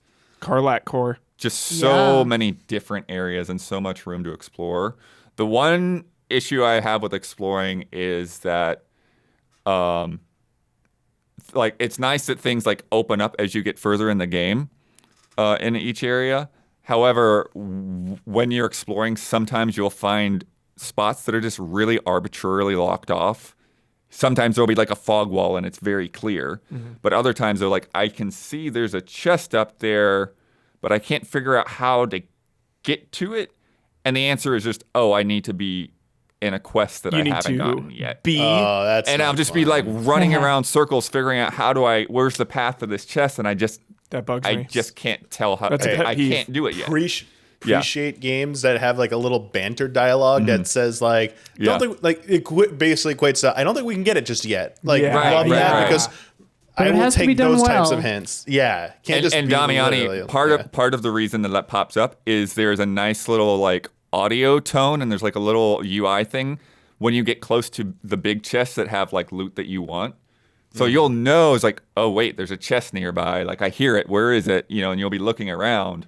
But like I said, you get those moments where it's like there's a chest nearby, but there's a door here, but I can't open the door for no given reason. And then later on, like I get a quest and we just walk right through that door, and I'm like, okay, cool. Good old gameplay systems working against each other like that. I also found by mistake, because I wanted to get some shots of the marketplace for Huber, and I just started messing around with the photo mode, and I'm like, oh crap, I can use the photo mode camera to like go up and like scope out like where's the path to get over Blood here. hacks. Yeah. Some Damiani strats there. But there was one time that like I tried to do that, and I'm like, I think I can get here, but it was again one of those things where it's like the level hadn't evolved to the point where I could go to that path yet. Yeah. So it's like later on, it's like in the necropolis, like there's some doors that are just like blocked with like a pile of sand, and then you go back and the sand is gone. You know, so Sands of time. sort of weird little things like that. And then I think there's a nice mix of different types of side quests in there too. Like you've got the companion quests, like all in on those. You've got a lot of other like little things that are based on like the different factions that are in each area, or like the environments themselves. And then you have some that are really good that go into Solus, who is kind of like he's been in Dragon Age for years, but in the beginning of the game, you're trying to stop Solus from tearing open the veil and like letting all these demons out. And in the process of doing that, you kind of screw up, and these two elven gods get out. And that's the whole point of the game, is to stop these elven gods, and like you assemble a team to figure out how to stop them. But throughout the game, you go through this area called the Crossroads, and in there you get to do these quests where you learn more about Solus, more about his motivations and stuff like that, and get to know him more as a character, even though like you're not really interacting with him, right? So that's cool. And then there are some things that are just very, very like gameplay focused, like essentially like a series of like boss challenges. And I was telling you about some of those where it's like I was going down this thread of like, okay, I can get to this fight now, and I killed him, and I killed him, and then I got to this big boss, and then it's like Big boss hit. and it was like, oh, this is a level 40 thing. I'm level 30. Yeah. It's like, okay, I'm See you in a bit. Back off. I'll get out of here. So then I Take did the challenge, another. blood. I did Do it. another one where I was like really like taking out some guys that were like higher above me and everything. And it was like, okay, I got all the keys. Go through this door. What's in here? Oh, now there's a level 50 boss. Okay, I got two of them. Got Grind it out. Save for later. Save them for later. But yeah, I don't know what else I should say. I'm having a good time with it so far. I wish I had finished it at this point, but I mean, you put I a have lot of hours in. good ways to go. Yeah. If you start as a mage, can you switch to a rogue later? No. Or are you stuck? So you have to pick your main class first. Okay. And that's what so there is like an arena that you get to way later in the game. And I wish that they had like set up that arena as like a demo, Yeah. see which class you gel with, because you are kind of just taking a shot in the dark. Yeah, because I'm like, okay, do I want to do Death Caller, Spellblade, Duelist, or Saboteur? And like, no website seems to have, like, the Dragon Age wiki doesn't have information yet. So it's like, okay. Right. well, Yeah. And it's like I said, like the subclasses, there's like, that's just allocating skill points. But mage, warrior, or rogue, like that's part of your character creation, and that determines story stuff. So I just wish there was a way to like. How long did you spend on character creation? My clip is over an hour. Love that, dude. Love that. Hell yeah. Yeah, it's really, the character creation is really nice. There's a lot to fool around with in there, and like I said, also things about your backstory. What choices did you make in Inquisition? What do you want the Inquisitor to look like? Is there a choice in that for I quit Inquisition halfway through? Well, I mean, like that's the funny thing too, because I'm like, I hadn't played it, so I'm just like, sure, this happened and this happened and this happened. Like that scene in The Witcher. But I have had those moments where like I walk into Harding's room and she's just kind of giving me updates on how those characters are doing. And I do think that this is actually a really good game to jump in on, not knowing past Dragon Age games. Like I feel like I've been able to catch up. I feel like the things that are presented to you in terms of the main plot, it's like, got it. Stop Solus, stop the Elven Gods. That's great. We're going. We'll figure out the rest on the way. Exactly. Right? And then it's how much do you want to read the lore cards when they pop up? You know? So. And I've also, like, they pop up kind of frequently, so I just will find those times to take breaks. It's like, read a few. Go back to the lighthouse, and like, all right, we'll catch up on some of the things that I picked up. They have a pretty good marking system so that you can go back and read the ones that you just picked up. I appreciate that. Also, like a lot of that kind of quality of life stuff with the gear and abilities and stuff as well. It's like, okay. When I pick up something out of a chest, I can view it right there, and I can equip it right there. Mm-hmm. Or if I don't want to do that, then when I go back to the menu, there's like a little star over whichever character that item related to, and so all of that kind of stuff. It's really easy to find the stuff that you picked up, and you're not wasting a lot of time trying to sort out like, what was that? Sort it out. Yeah. Dang, I just thought of another consideration that, like, which character I will want to romance, what class will they be? Because I want to not be their class so that I can have them in my party, right? Or does that not matter? I don't think that matters too much. Okay. Because I was kind of going for Nev, and I might have to switch over because of choices that I've made. But okay. Mistakes were made. But we're both, we're basically both ice mages, and I feel like that hasn't like been like too repetitive or whatever. Like her skills are different than my skills. Okay. Even though she's an ice mage. And I suppose you have more to talk about. Yeah. Well, and that's what I'm saying exactly. Like there's that moment where like, they're calling these elven gods, right? And she's like, and it's like they're sort of self-ascribed gods. They just like sought so much power until they decided to rule over people. That just like real life. and anyway, so like she's questioning like, so you have like these interesting dynamics, because to the elves, it's like these gods that they heard about in stories, they now have to like confront with the reality of these like people in front of them, and separating the myth from the reality. Whereas with like Nev, it's like that sort of skepticism. Like, I don't know, like, I don't like the idea of like calling them gods or whatever. And you because I'm a mage, like my character's like, Nev, you're a mage, I'm a mage. What these guys are doing, it's like, it's on another level. Like the magic that they have is way beyond that, like even like the magisters and stuff that are in charge of like all the mage guilds and everything. So just kind of like put it, like that moment that, like that your character can put it into context because of your class. It's great. It's pretty cool. That is great. Seems awesome, Blood. Good Yeah. combat, characters, story, lore, like everything seems really, really good. Yeah. I think it all comes out to be really well, like, to be really good. And like, I don't know if it's going to be my game of the year or whatever, but like, yeah, I can see it being someone's game of the year. I can see it being right up there alongside Metaphor and Dragon's Dogma and Wow, high praise. and Final Fantasy Rebirth. So yeah, but they're all just focused on very different things, Yeah. right? So Yeah. I guess the only other thing I say was like I've seen the consequences of those big decisions, but like the little things were like, oh, Lucanus approves of this or Davrin didn't like that. Like I don't have any sense that like that matters. Oh, careful. Like, I don't dude. know for Mass sure. Effect 2 Yeah. says hello. Yeah, Careful. yeah. It won't matter until it does, and then all Right, the right, characters right. are dead. But like I just haven't had that many moments where like I'm confronted with somebody and they just seem super mad at me. Like I've had one instance when that's happened, but it was like a very clear big choice you had to make. Yeah. So Awesome.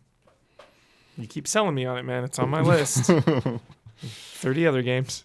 all right, Huber, your turn. Call of Duty. The numbers, Mason! Black Look at this Ops kill 6. cam. Look at this kill cam.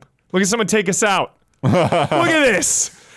Like, what? Guided missiles. What? I had this in also this week, but I might as well throw it in here. Insane. Last week's launch of Black Ops 6 was the biggest Call of Duty release ever, How it just keeps setting a going. record for day one players, Crazy. as well as a record for Game Pass subscribers Wild. on launch day. Also, most confusing series of launchers and installs and errors too. Also, we're talking about like, is Game Pass, being on Game Pass going to take away from PlayStation, blah, blah, blah, blah, blah, blah. Yeah. Unit sales on PlayStation and Steam were also up over 60% year over year. Good. Wow. Grief. Yeah. People want that Omni movement, dude. 60%. Black Ops hype. I wonder too if Modern Warfare 3's disappointment, turned people off, and then they were like, okay, that last one was bad. Now we'll hop in on this one. Wonder if there's any correlation there. Right. Black Ops 6, here we go again. Super duper good year for Call of Duty. I recommend. I did not recommend Modern Warfare 3. Truly one of the worst ones there's been in a while.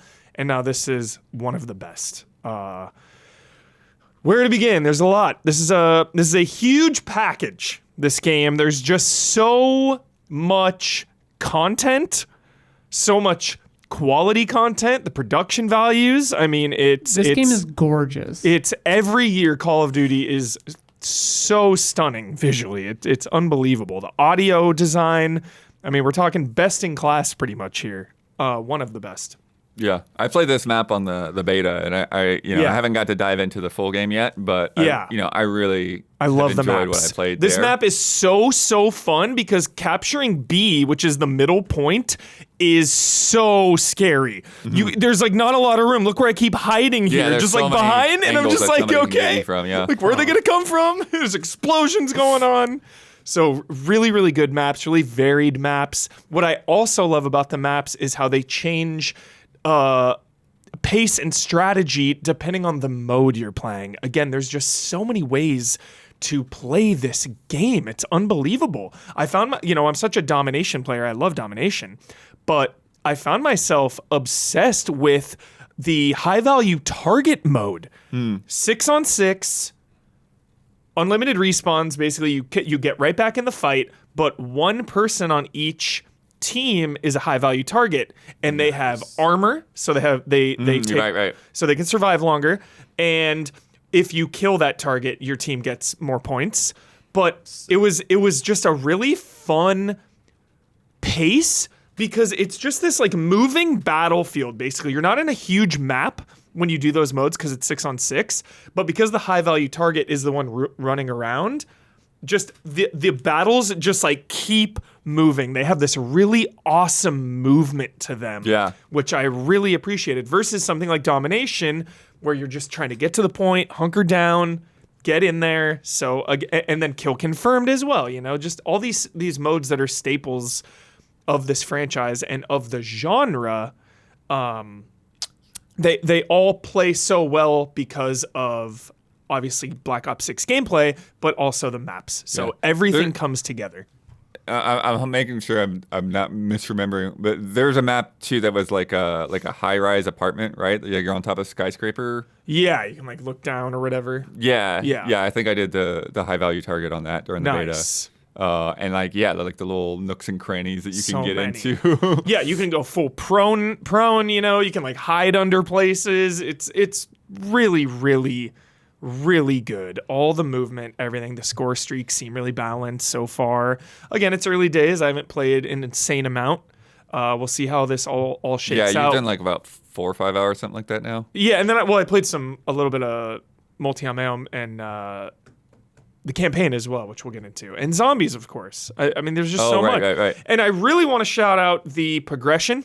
I mean, you know, we take it for granted sometimes with Call of Duty. You know, thinking back to Modern Warfare 2, though, like putting RPG progression in this first-person shooter, like it's so awesome, and I think it is really, really well paced in Black Ops 6. The way you unlock things, the way you earn things.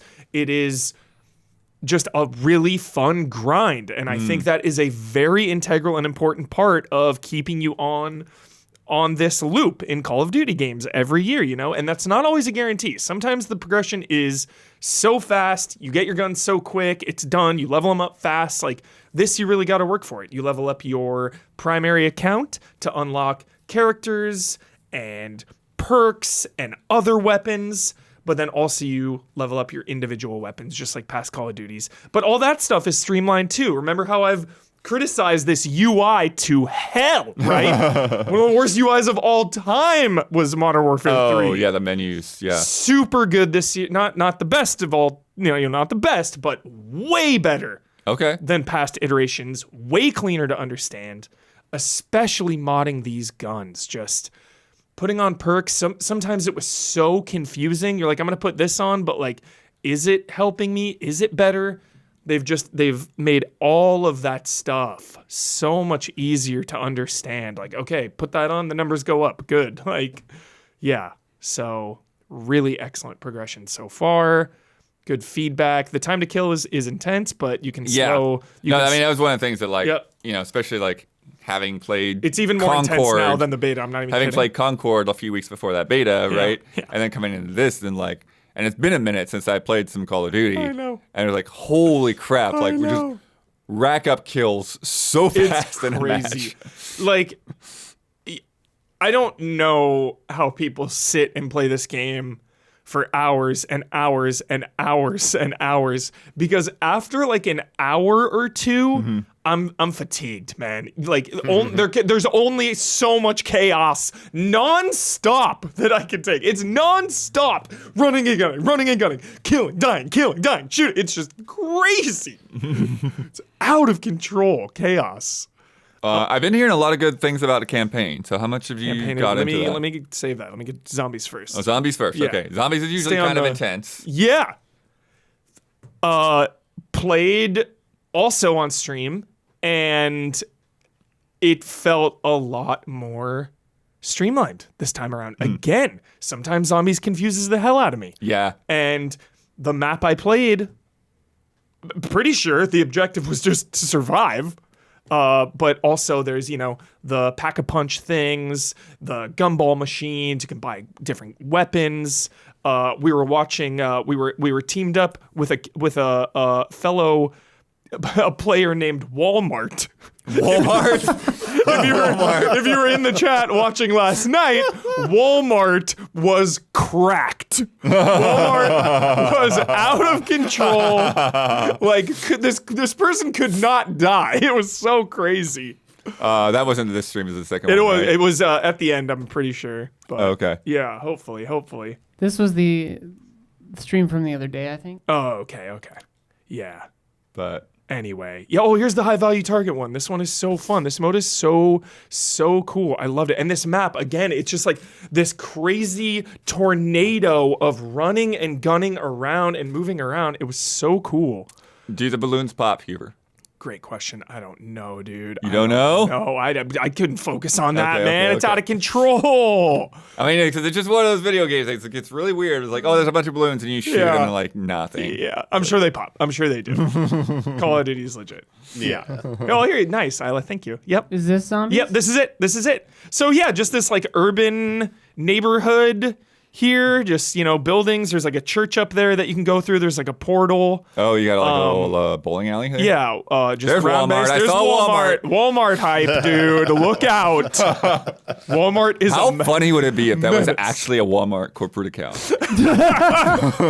just an absolute. They're streaming. They have, menace. I mean, you just think about it. Like they have somebody that has to do social media or whatever, Yeah. and it's like, well, just make an Xbox account or whatever. You get in there. Yeah.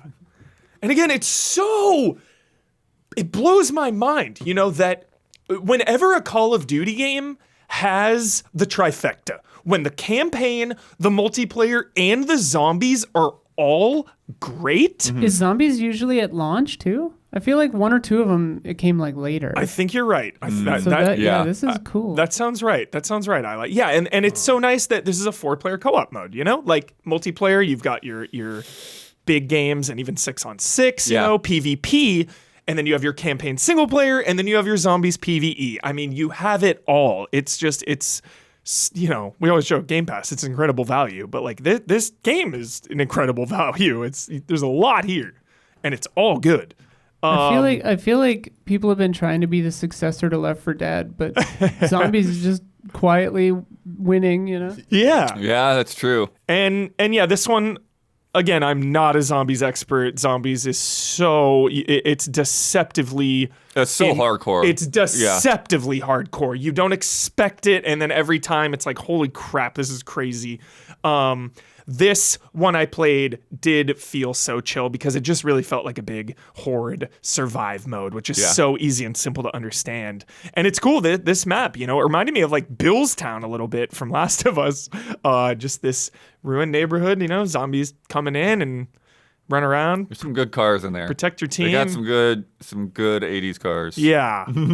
So, Or what? Yeah. What year's it set in again? which, The campaign. 90. Okay. 91. Got it. Yeah. So, yeah, zombies, awesome. All Love right. it. What And about then- a campaign now? And then the campaign, of course. Did you stream campaign? What's up? Did you stream the campaign? I've not streamed the campaign, unfortunately. Okay. I'm sorry. I'll just keep the yes. zombies. Yeah, below that's them. fine. The campaign is excellent. I've played like 3-ish hours. Every Call of Duty campaign is pretty short. So Well, you haven't finished it yet, so that's good. Yeah, exactly. Modern Warfare 3, right? Yeah. Modern Warfare 3. Full disclosure, I always like Call of Duty campaigns. Like, at worst, for me, I'm usually like, that was fine. Like, at worst. So just know that I really like these campaigns. And I really love this one because it's a continuation after Cold War. So we've got some fan favorite characters. We've got Woods back, from Black Ops, of course, the staple. He's the Price, basically, of Black Ops. Okay. And I really liked Russell Adler from Cold War when that game came out. If you remember, I was hyping that character hard. I really, really liked him. And in this one, also, he's Rogue. Basically, the premise of the game, classic shadow organization, some Akatsuki shit, has like infiltrated government, pulling the strings, puppet masters, and you go rogue with your team and you're trying to figure out who and what is behind this organization. And one of the missions you have to, early on, no spoilers, they showed it in the trailers as well, you have to break Adler out from like a hidden CIA black site that's like underneath the city of DC, underneath this like big political function where like Bill Clinton is, like Senator Clinton and shit. So just really cool missions, some good, even if I haven't seen how dramatic the choices are, but like that mission, you can go in different ways. You can go down the alley or you can like go up on the roof style. So that stuff's fun. Again, I haven't seen how big that plays out, but it's fun that in the moment you're able to have a choice at all. That's great. What I really want to hype up is the hub. in between missions, you have this Oh. this old KGB safe house that's off the books, this big mansion, and you can roam around. There's secrets in there. You have a black light. You can explore things and solve puzzles. There's an economy in this. You can upgrade the safe house a little bit. It's not too big and dramatic. There's like a couple things you can do. But it's so nice when, you pay money that you found in a mission and you see, a part of the mansion get cleaned up and reorganized. In those spots, you can buy upgrades as well. So there is a little bit of economy and currency and character upgrades as the campaign goes on, which I really appreciated too. Just another thing to get invested in. Nice. So varied missions as well, classic run and gun. Yeah, because that's the thing that desert was levels. standing out to me from what people were saying is that it feels like there are things from the other modes sort of like integrated more into the campaign than you usually get. Mm-hmm. So yeah, and they kind of did that with Modern Warfare 3. They were trying to do that, putting in kill streaks and whatnot. But what I always love about the campaigns, and this one especially, is the spy craft, is the trade craft. You think of Call of Duty a lot, and you think of running and gunning and shooting, and that is it. But these campaigns, why I love them so much, go in, man. There's a little slower pace, some of the missions. I don't think anyone would have ever heard of a ghillie suit if it weren't for Modern Warfare. Right? All gillied up. Exactly. Like, these set pieces are so well done, and they've just been doing them for so long. Like, some of the things that happen in these missions are pretty wild. I'm not going to spoil any of those things because they're so fun when they happen, but, more set pieces in Call of Duty that is what you have come to expect, and they deliver. There's some really awesome ones. So, Sick. highly, highly recommend. I am impressed from top to bottom with all of the modes, and it is a winning year for Call of Duty in my book. I recommend it. Huber Zorgla in chat says 91 is the same year as the Fear the Spotlight Fire, dude. Expanded universe, dude. That is wild. I'm going to be thinking about that now. I'm going to be thinking about that. Fear the Spotlight is great game to play tonight. Halloween, if you're looking for someone to play for like an hour.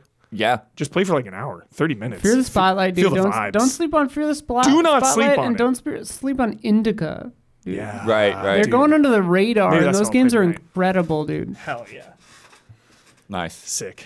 We've got more to come, but if you've been enjoying the show so far, please take a second to like and subscribe and ring that bell on YouTube. It helps us, and it helps you stay connected. Also, if you want to sponsor this podcast, you want to put your name right here in this space, have Isla read out a minute of copy. I will say literally anything within reason. You can email us at info@easyallies.com. That's info@easyallies.com, and we will get you all of those details. Damiani, Yo. absolutely obsessed with this Vampire Survivors update. We found out about this just like a couple weeks ago. Ode to Castlevania. Tons of characters, tons of weapons, giant castle. What's it like to play? Definitely an ode. This is like the Smash Brothers of Castlevania. Dude. In that everyone is here. Yo. Hell yeah. Almost, maybe everything is here. I don't know because I haven't even seen all of it. It is a ton. Listen, ton of new characters, tons of new like weapons. Like it feels almost like the same size of characters and weapons as like the base game without any other like DLC. It's like insane. Wow. But so like if you're looking for just $4, like, by the way. yeah, if you're looking on a content level, that's like insane. But I think the thing that is obviously it's a celebration. So you're getting like the music, you're getting the characters, you're getting like references to like all the games. Like all the games are like, and they're intermingling with each other. Like you're getting like power-ups from one game, like from Symphony of Night mixing with like the newest DS games. It's like sick, dude. One of the mysteries is like combining stuff. And I'm like, I just played all these DS games, so I know these are DS items. So like maybe though, like there's no guides or anything yet. So like I'm like, dude, I like trying to figure this out. Obviously you can brute force it, but like here's the thing. it's a natural time limit in Vampire Survivors for every map. It's 30 minutes, and just reaching even 30 minutes is like one of your biggest milestones when you first start playing the game. Eventually it becomes so commonplace, but that's the end because usually the Grim Reaper shows up and death shows up and you die. Oh, most of the time. Most of the time. But they did add like endless mode, so you can kind of like cheese that and then go beyond if you can't accomplish everything. This is a single map. It is like the Castlevania map. You start out like in a forest with a cemetery, but like it has the warp things from Symphony of the Night, like those little keyhole things.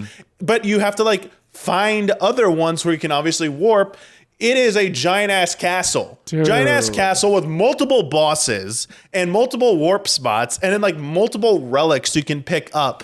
And you can go in a few different directions too. So it's not just a straight linear path. Nice. So it is definitely the most comprehensive map they have ever done in this game. And sorry, you said it was still 30 minutes? So you have a 30-minute time limit. Yeah, After a few runs, I just play on endless because like I was getting so upset that I'm like, I'm not getting far enough. I'm not getting far enough. Like if you want like I did it for a while, but eventually when I reached the end, I'm like, oh God, even with warps, I can't kill every boss in like a single run. And like, that's not even necessarily the objective. And so you're just thrown up. There's so much thrown at you. It feels so overwhelming for so long in this game. And then there's, the items you got to like figure out like how to like, as I said, evolve them.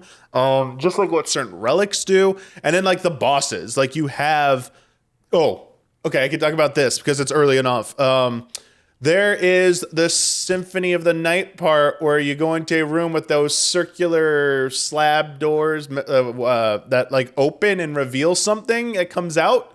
So you have that boss fight, but it's done in side-scrolling style where you can jump. You can like manually jump in this game. I'm like, wait, what? And all of a sudden, like because it's top down, and all of a sudden I'm like, wait, why? This is a weird perspective. And then I hit up to move up, and I jump. I'm like, wait, what? I'm jumping, and it's like, oh shit, the enemy is like jumping and stuff, and I'm like, okay. So you got side-scrolling like platform, not really. I wouldn't say platforming, but side-scrolling action sequences in here mixed in as well. And there are other similar types of like gameplay hooks that paid tribute to some lineage of Castlevania in there.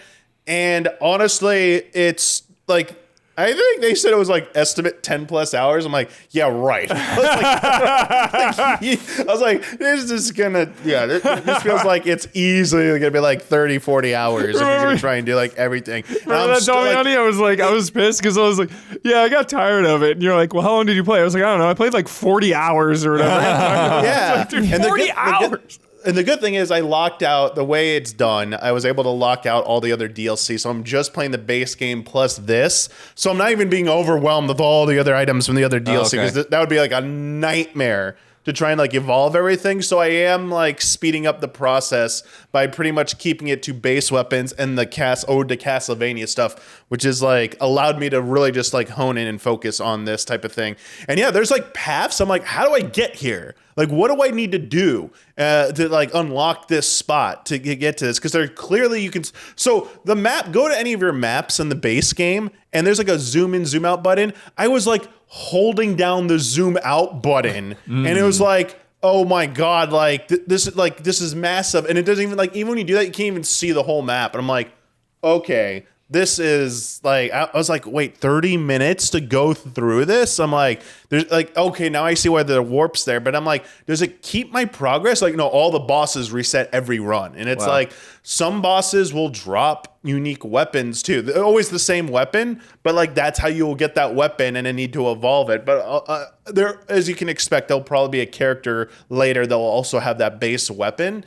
But yeah, just the way they present some of the boss battles too. As I said, there's side-scrolling one. There's one that's a nod to one of the DS or GBA bosses. That's one of the more unique things. And there's insane stuff in here. Like I gotta ask, I can't even talk about it, but there's like insane shit in here.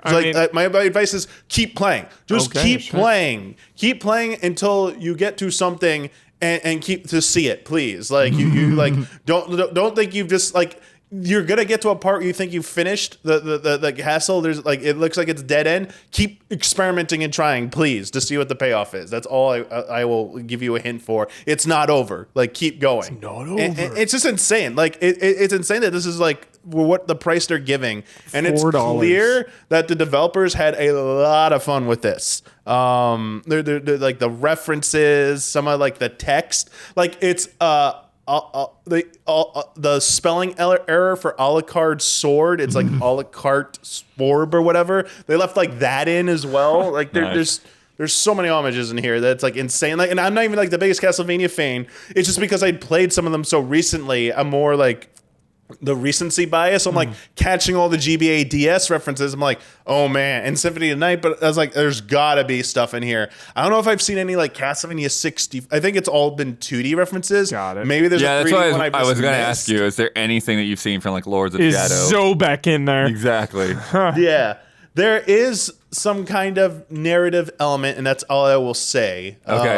For people wondering about story, because a lot of them there's no adventure mode. So they added an adventure mode version to this game a while back. I forget when it started, but like Operation Guns, like the Contra one, has an adventure mode where it's separate from the progress of your base game, where it kind of starts you over, but you have specific objectives. I'm actually kind of surprised there wasn't one of this, but like this is kind of it. Like it's all in one, honestly. Like an adventure mode would seem superfluous here. Honestly, I'd be like, wait, and now you're gonna give me all this other stuff on top? Like, I'm already doing that in this game. And the environments, like they have lots of classic environments from here, from like the old games to some of the more recent stuff. There's pretty much like an environment, I think, from every 2D Castlevania game mixed Awesome. into the castle here. And honestly, yeah, I don't know what else to say other than like yeah. And I'm probably gonna guess there's probably finally gonna be a vampire in this game, because it's like finally a gonna ask vampire about and that, Vampire Survivors, right? I mean, I don't know. Maybe they're gonna troll us with that. I was Who going to knows? ask you about Dracula because I don't think it's a spoiler to know that Dracula's obviously going to show up in this thing. Yeah, yeah. It's that. I would honestly guess yes, they're probably in there somewhere. Got it. But, But, like, honestly, I hidden don't know the behind extent some of what they're stuff. gonna do with it. Cool. Yeah.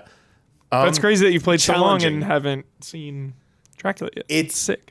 It's a little bit more challenging. I don't know if like maybe because we got early access to this, so I don't know if there's like a day one update I just missed or something. But it definitely feels like, because all the previous DLC, I am making like god tier combos with old weapons, and then while I'm still powering up the new ones and unlocking new stuff, and I'm just like wiping the floor with everything.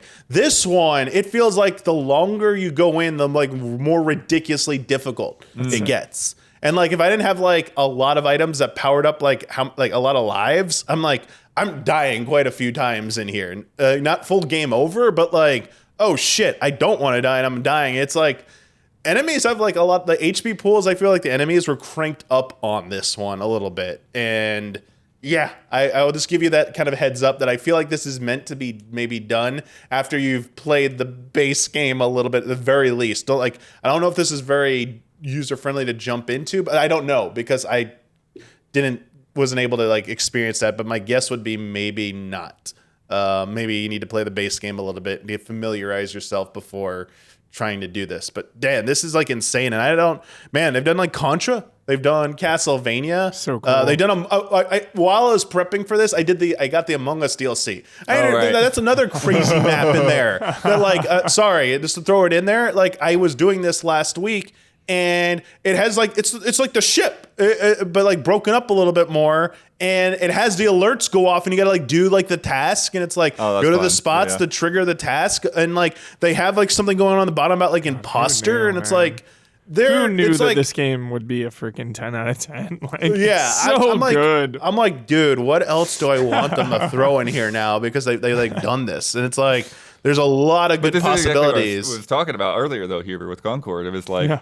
why do you need to throw this crazy budget at a game? Like, if you just find a good game, like Totally. you can make something that's cheaper and simpler, and then you can add on and be crazy, right? sure. So, Yeah, I it's absolutely worth that price. And like It's insane. Like the developers went above and beyond. I know. for There's this. not even a Castlevania Konami tax, dude. It's just $4. Like, it's crazy. Yeah, it's like I mean, This it's is the not greatest a value in gaming. Yeah. It's not a tradition. It's not giving you the straight up Castlevania or even like the more modern Metroidvania style ones of them. You're not really getting quite that 1-to-1 experience.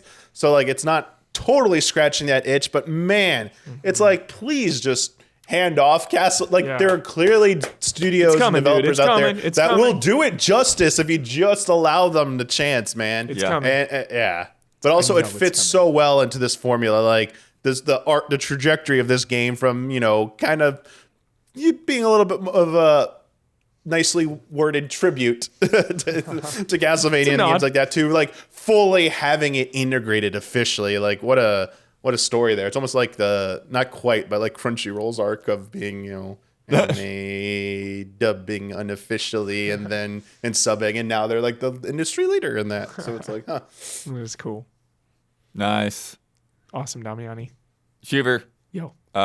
We had to talk about this without you last week. Oh my goodness. Alan Wake 2, The Lake House. my Obviously, we goodness. don't go too long since we've Yeah. already done it, but I want to get your take. I've now finished it too. So. Dude, blown away that it wasn't universally beloved. I fucking love this DLC. Oh, I didn't even see anyone say anything bad about it, but okay. Awesome.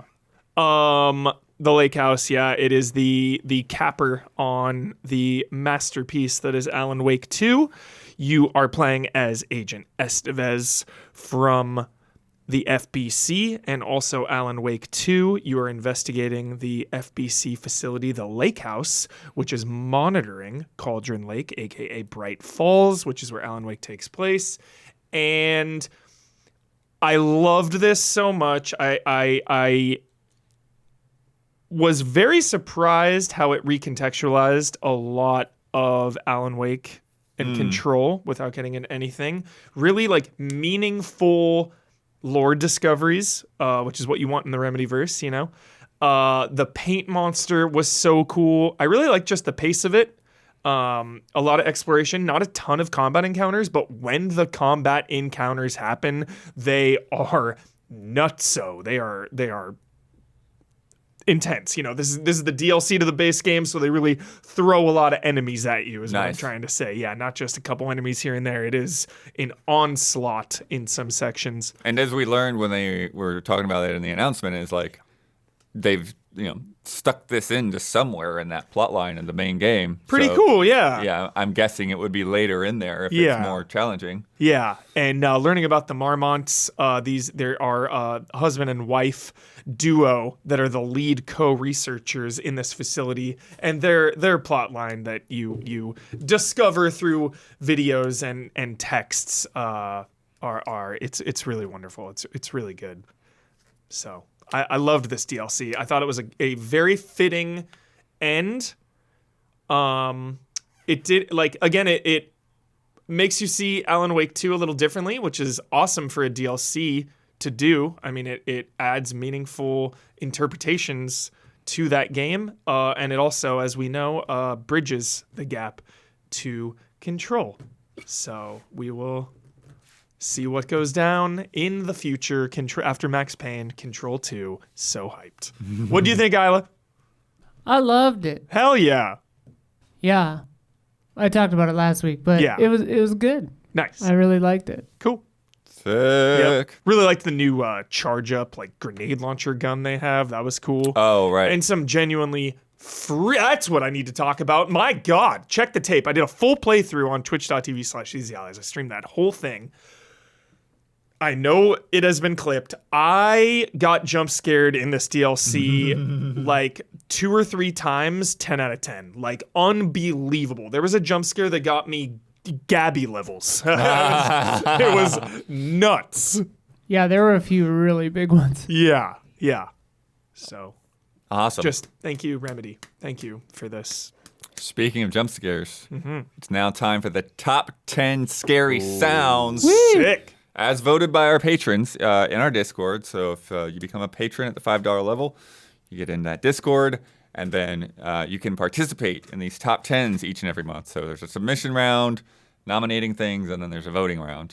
The rules And this time, regulations. any kind of audio would count.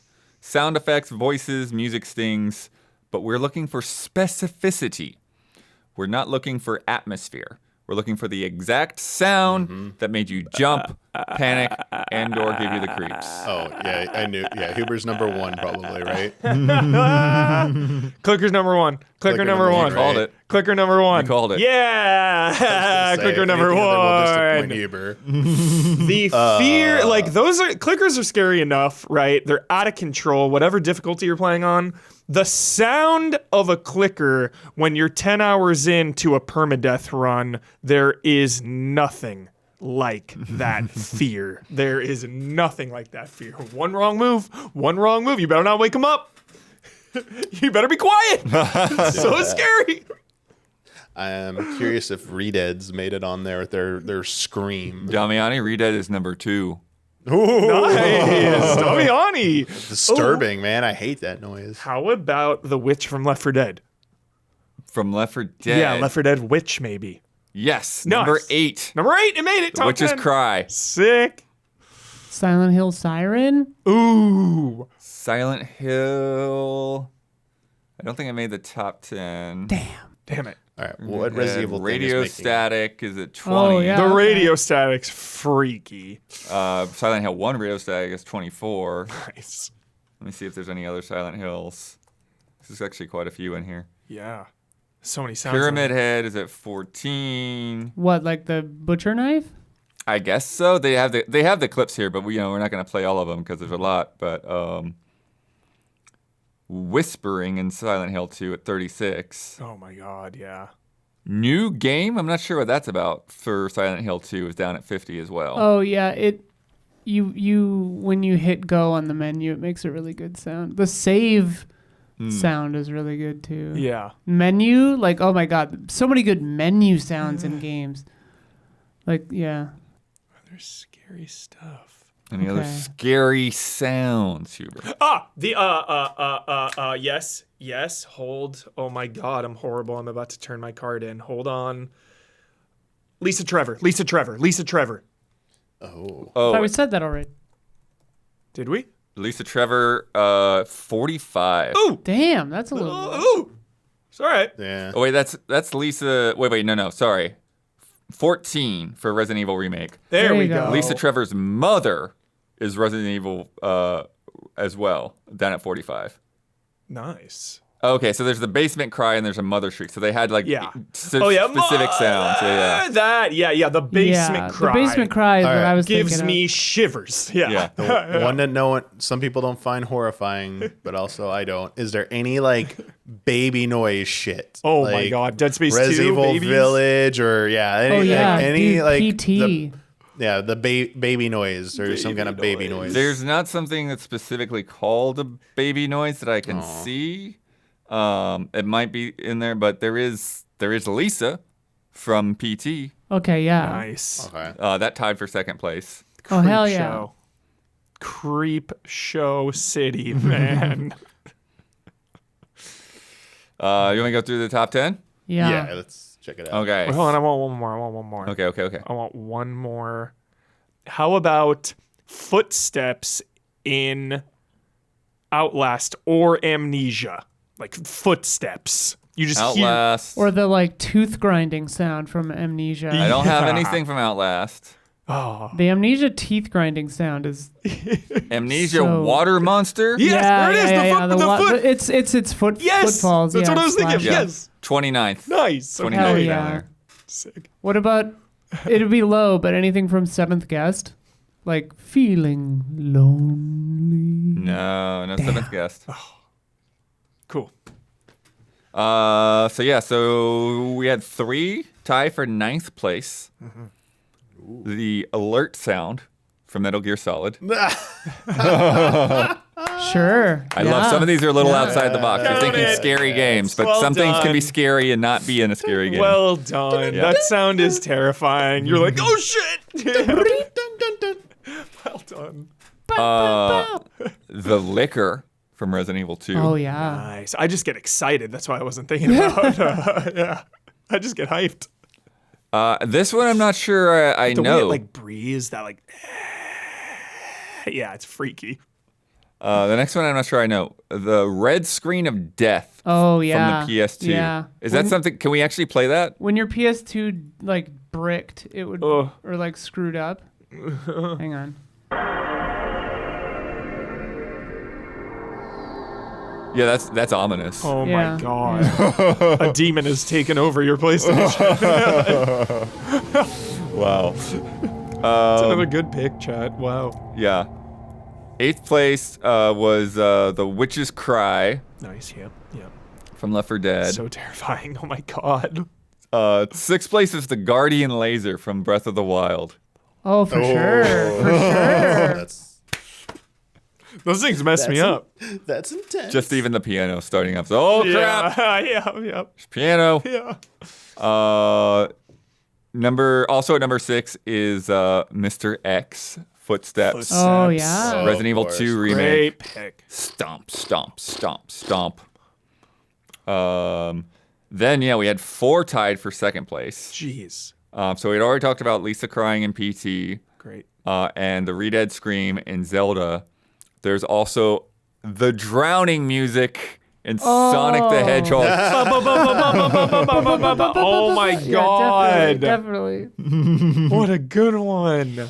And then similar to the PS2 one, a PS1 long boot up.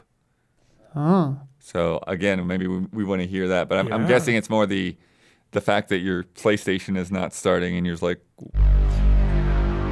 oh. Yeah, it's like not quite. It's like a battery dying on a cassette player or something.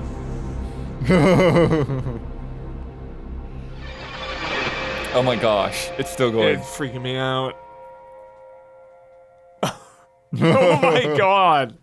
I love that sound though still. That sound is just like it ASMRs me. Yeah, The same. real one. Right. What about Deckard's apartment, Alec? Can we get one of those? And then and then number 1 was the clicker, as we had said. Yes. How deep you want to get into this on the lower end of things? Because we had like Rapid fire, go. like Rapid. 55. Rapid. 55. Just bang them all out. Out of respect for 55, you have rapid. Okay, Boom. Don't even stop. 12 RE4 Dr. Salvador's Chainsaw. Yeah. 13 also RE4 Regenerator Breathing. Ooh, good. Yeah. Good. Oh my god. Good. Yeah. 14 Oh no, yeah. Half-Life 2 Backward Zombie Noises. Also 14 Bloodborne Cleric Beast. Minecraft Creepers. Oh yeah. Lisa Trevor's Basement Cry. The piano in Mario 64. Oh, when it And comes Pyramid to life, Head. Then 20th place, we had Low HP in Pokemon and Radio Static in Silent Hill 2. Low HP. Hell yeah. 22, Getting Invaded in Dark Souls. Oh, nice. Yeah. And then the Xenomorph in Alien Isolation. Nice. 24, Radio Static in Silent Hill 1, as well as the Shadows Whispering in Alan Wake 2. Hell yeah. Well done. The Wallmaster in Ocarina of Time as well at 24. Then 27, we had the Los Illuminados chants in Resident Evil 4. Nice. Good. Oh Good. yeah. Food for the Sparrow. Food for the Sparrow! SAX in Metroid Fusion. 29, Persona Chains of the Reaper. That one I'm not familiar with. Oh, that's when you wait too long in a dungeon. The Reaper and, comes. And the Reaper comes. Yeah. Death. Yeah. Love that. The Hiss Incantation in Control. Oh, totally. Great. Moo Training Chant in Earthbound. The Reapers in Mass Effect. Oh, yeah. The Strider's Cry in Half-Life 2. Struder. Struder, dude. The Tomeberry Doink in Final Fantasy VIII. Water Monster in Amnesia.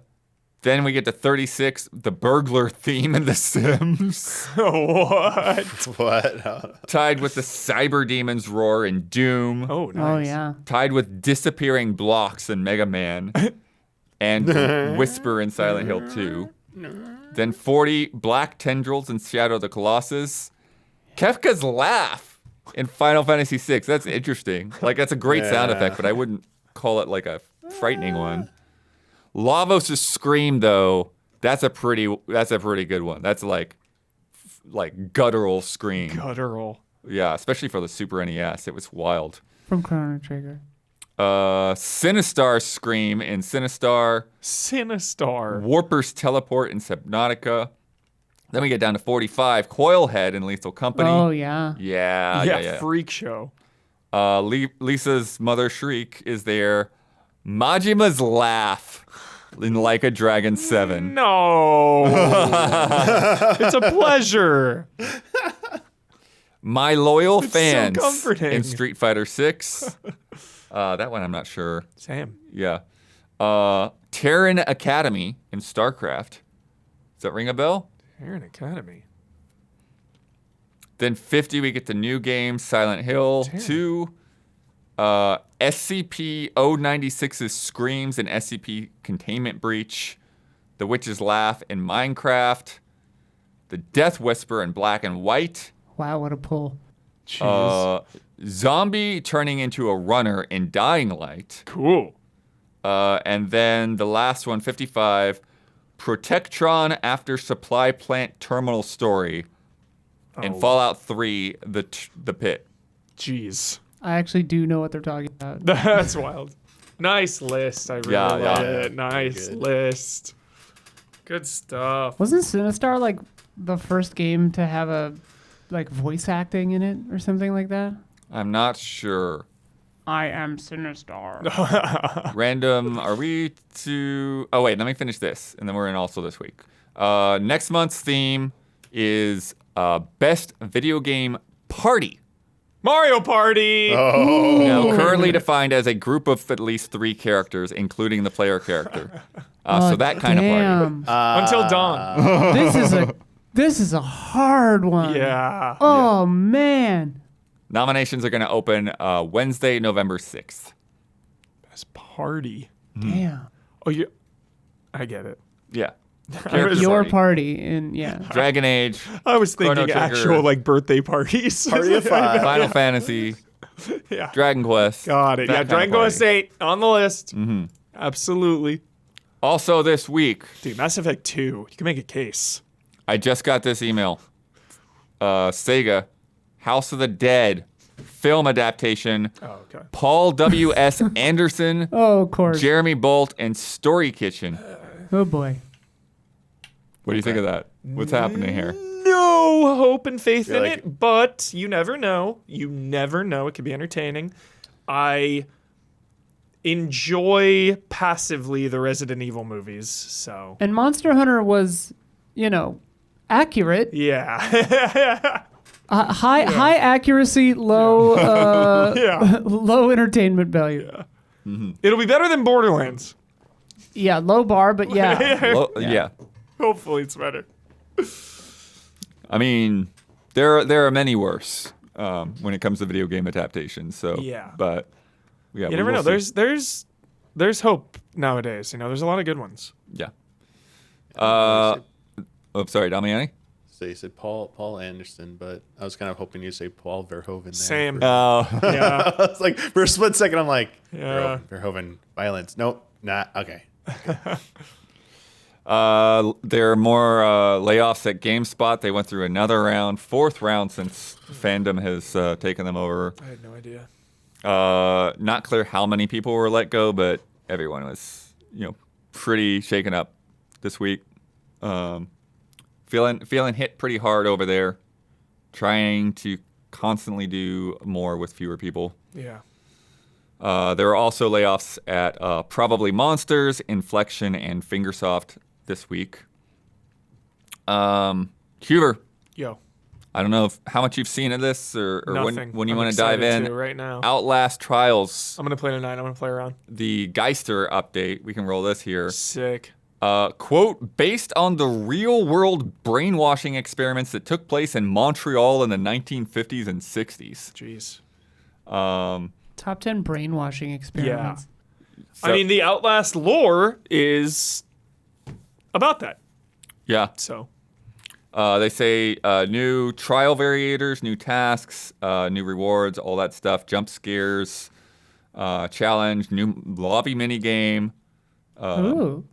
So part 1. So yeah, this is a limited time event. Part 1 takes place from October 29th through November 12th.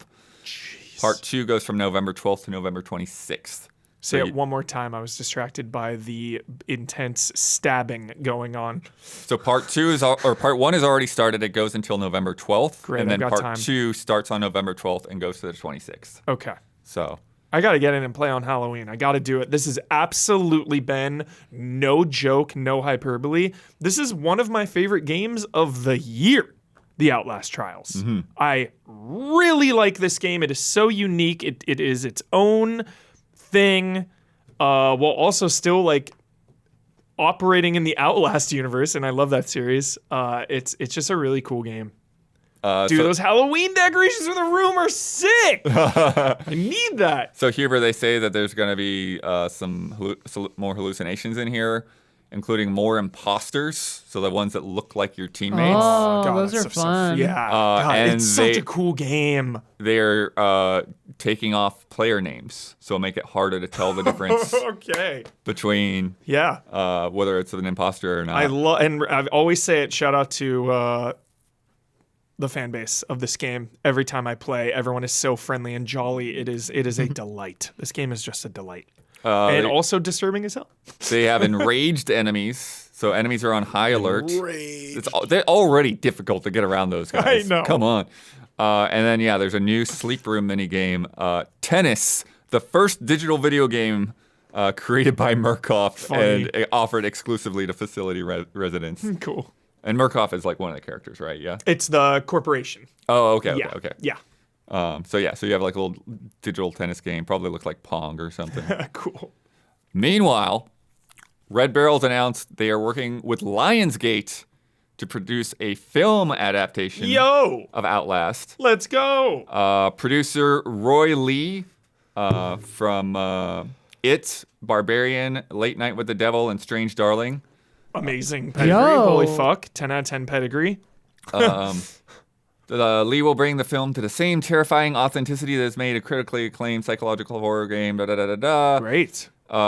37 million players worldwide. Hell yeah. Didn't know that number. Get it, Outlast. Get it. And then JT Petty, who has been working on the game stories, is going to be helping with the screenplay as well. Beautiful. Yeah. You have one of the writers of the whole thing writing the movie and a producer who has some good credits there. That's great. Yeah. Okay.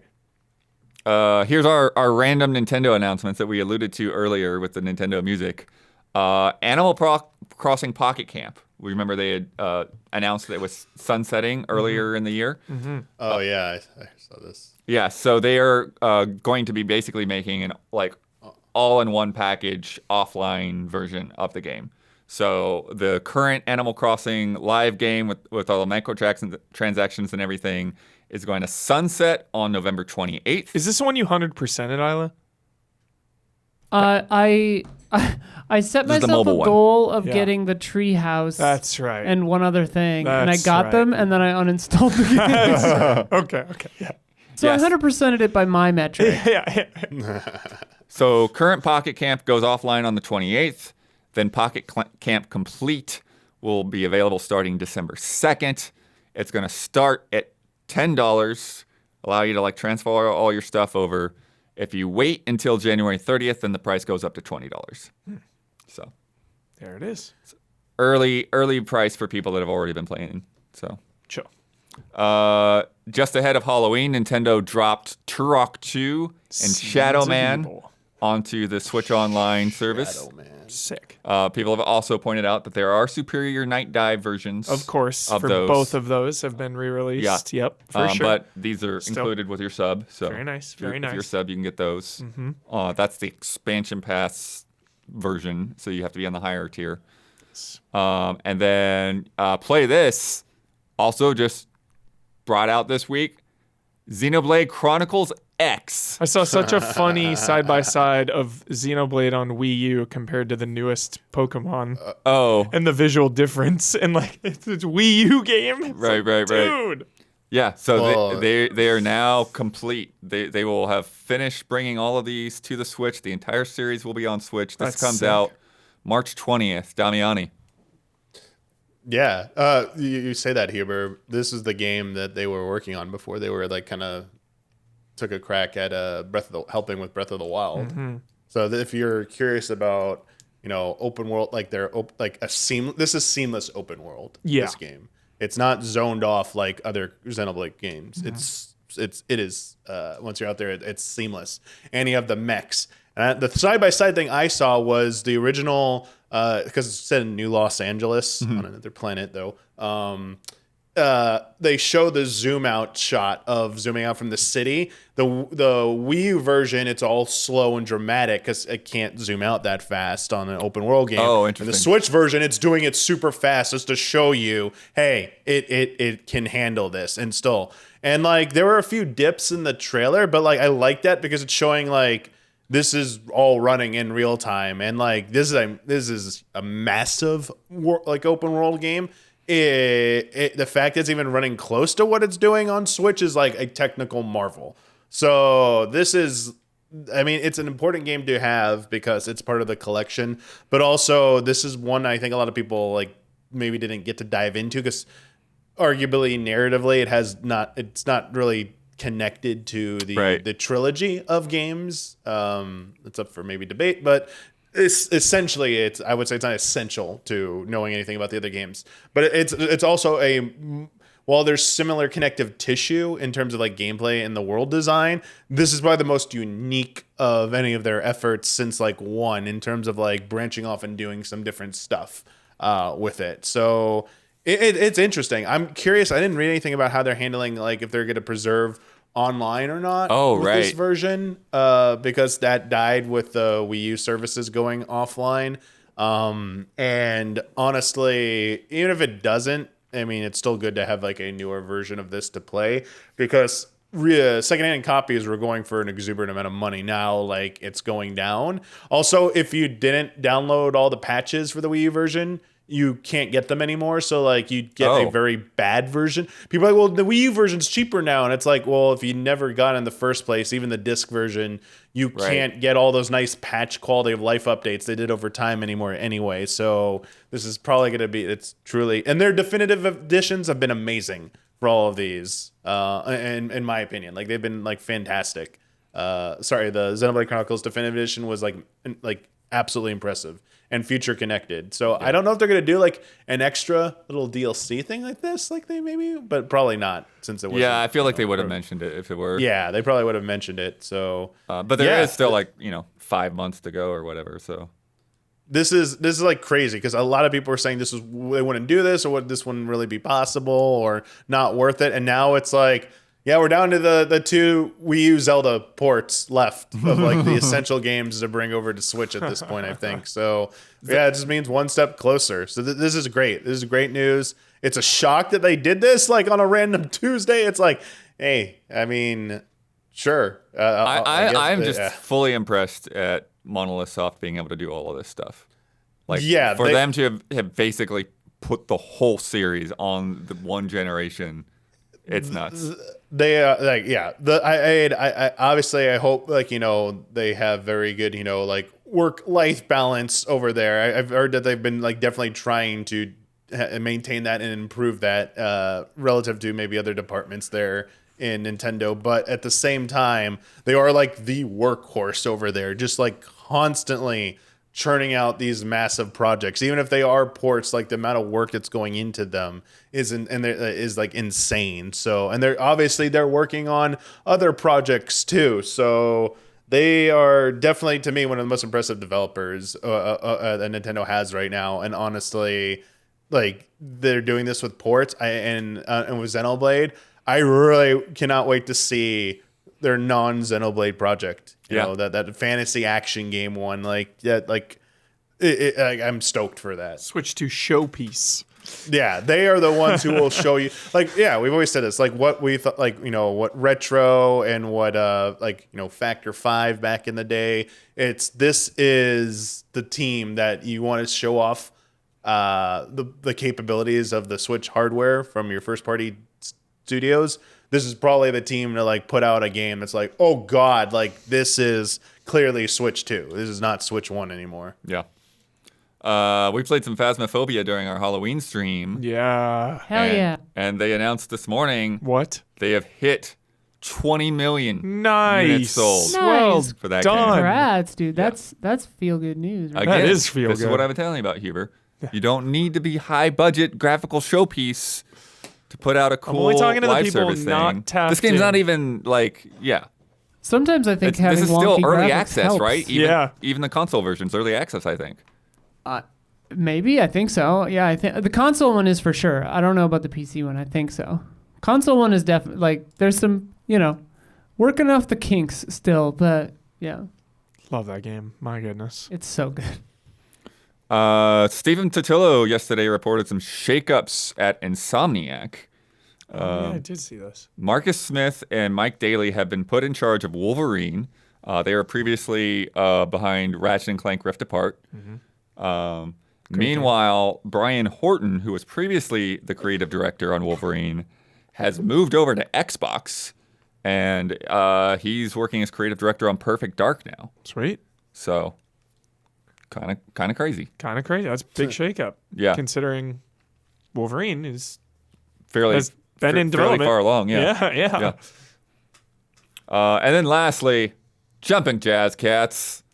I saw this trailer this week. This is just Love Team 17. cutest, like a really great art style. This looks jolly, dude. What? Multiplayer cat platformer What? with great original jazz music. 9-player party mayhem, dude. Let's go. Yeah.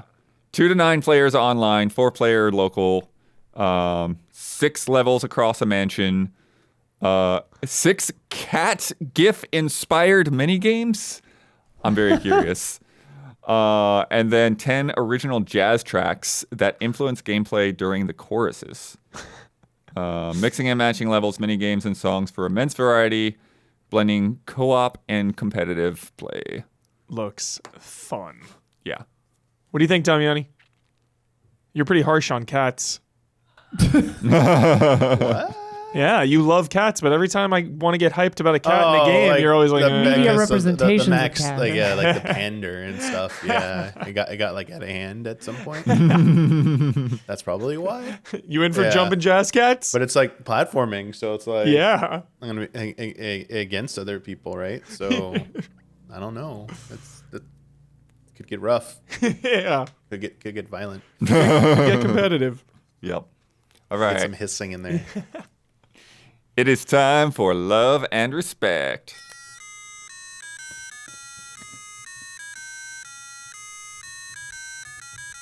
Love and respect. Respect. From Skylar Simonton. Yo.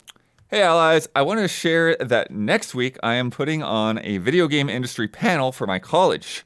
We've actually landed panelists from a new studio known as Fun Waffle Studios, who is developing their first game, as well as some old vets in the form of Deck 9. Sick. I am more than enthused about them coming and speaking to my students, but I wanted to ask this particular panel, if you had a chance to have a developer come to your college or high school and speak to you when you were young, who would you have loved to hear from? Guest speaker in the auditorium. What studio?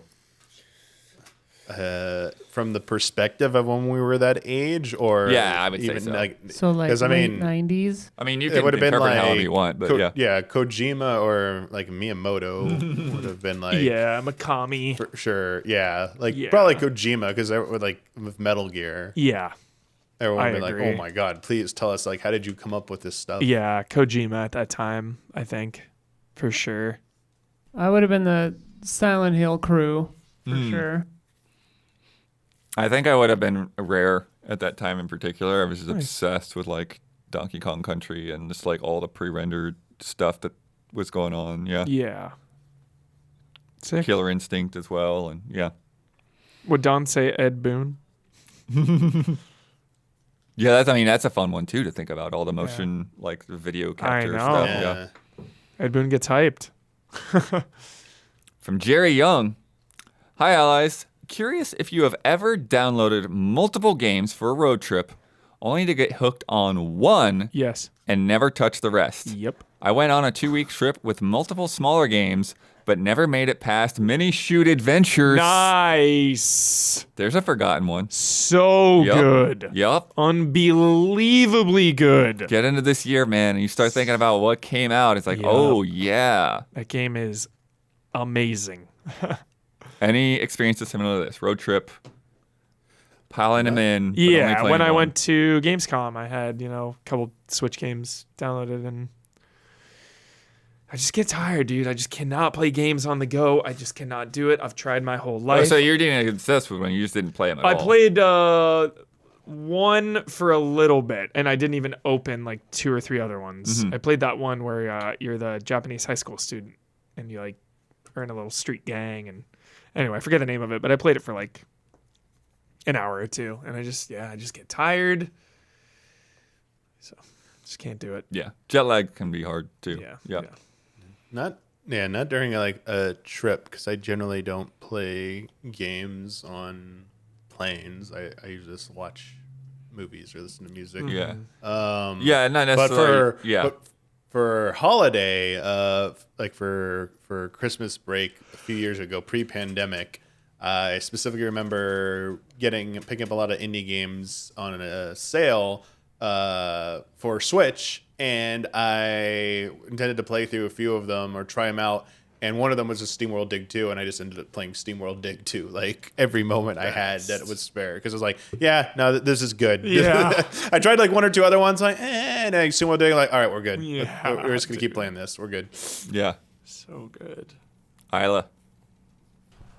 Yeah, usually I stock up all my stuff with 100 different games and then end up just playing something like repeatable and small, like Grindstone or Balatro or Let's Revolution or some, stuff like that I can just like play on the couch for an amount of time between 2 minutes and 1 hour, and then otherwise like I just forget to play games, like the longer games when I'm on vacations. Yeah. Yeah, I always like load up my laptop, load up my Switch, load up my Xbox, and then just like they're saying, like most of the time, I'll end up basically like playing one of those games or Yeah. maybe 2. It kind of depends on the length, right? But Yeah. but I remember the one year that this really happened to me was Death Stranding. And I thought like, oh yeah, I'll get through Death Stranding in like the first week, and then I'll play these other things. And like, Yeah. nah, I just Death Stranding the whole time. I was still playing Death Stranding when I got back home. And then last year I ended up playing that whole freaking Ebenezer Scrooge Metroidvania. Which is like, it's not amazing, but it was fine. So like, That's funny. Christmas vibes. yeah, I you wanted to just play a feel Christmas game. Play the Ebenezer Scrooge. Let's do it. I was pretty successful on this last summer trip though when I was in Omaha when we were watching the niece. Because like I played through Hi-Fi Rush, I played through Bo Path of Teal Lotus. I got some time in on No Rest for the Wicked. So I got quite a few games in that trip. That was nice. But yeah, very very familiar with that scenario. Awesome. From Joseph Caruso, Yo. is there a game you occasionally fondly remember that is old and obscure enough that no one ever mentions it? We have an increasing abundance of great games at our disposal, so it's only natural that plenty of good games get missed or forgotten. But suddenly, I started remembering some indie games from the PlayStation 3 era that I have not heard or read about since shortly after they came out. Back in 2010, I remember thoroughly enjoying a 2D puzzle platformer called The Misadventures of P.B. Winterbottom. I know the title didn't do it many favors, but I swear it was really cool, and I don't feel like its core mechanics have ever been replicated or surpassed. The player's moveset is simple, but the catch is when you hold down an action item, when you can hold down a button, you make a repeating copy of whatever you were doing while you were holding the button. Crazy. The puzzles got very elaborate as there were all these parameters in later chapters, and often you are making many copies of yourself interacting with each other. But similar to Portal, the mechanics were so interesting that it was satisfying just to mess around with the possibilities. Do you remember this game at all? And is there a game you feel like no one but you ever remembers? Yeah, no one has ever played the game called Get Even. Ooh, nope, I don't know. Get even? Get Even. Get even. It's like a first-person murder mystery type thing. I promise nobody's played it. It was There's a cool. movie called that too that Red Letter Media talks about. Yeah. You know, a game I always think about that's not really like a hidden gem, but nobody ever talks about it. I've never seen it anywhere, and I always think about it. Is Dust in Elysian Tale? Oh, yeah, I see it come up once in a while. Where is but the it's not like follow-up, it's not like dude? one of those cherished. Yeah. Well, I mean, it kind of has its niche audience, but it's Yeah. not like you're saying, it's not brought up all the Yeah. time as much. Yeah. It's a furry game, right? Yeah. Yeah. That game's sick. Hell yeah. Get Even. Get Even. Is Damiani, any thoughts? I feel like the only one I can think of is like Arc the Lad, Twilight of the Spirits. Arc the Lad, But dude. I know Arc the Lad's a little bit more known. Yeah. But that one specifically, just because of the time when I played it, I was just blown away that you play as two different parties from two different sides, like their perspectives, and then you kind of like meet at a pivotal point, and then a certain thing goes down that you just like. It's not a decision. It's like, oh, I mean, you decide, but like I mean, it's old now. You fight your other party, so like you develop these parties and you're going through their storylines and getting to know them, and like, oh, like maybe this is awesome, like I'm backing, like go back and forth between these perspectives in different like chapters, and then it comes to a head. It's like you get pick which side do you want to fight as. Like, what? And like, okay, am I wait, I'm fighting the other side and killing what? And So I'm like, sick. I was like, okay. And he progressed, and then from that point on in the game, it's like, you're the party. I'm like, what? I'm like, okay.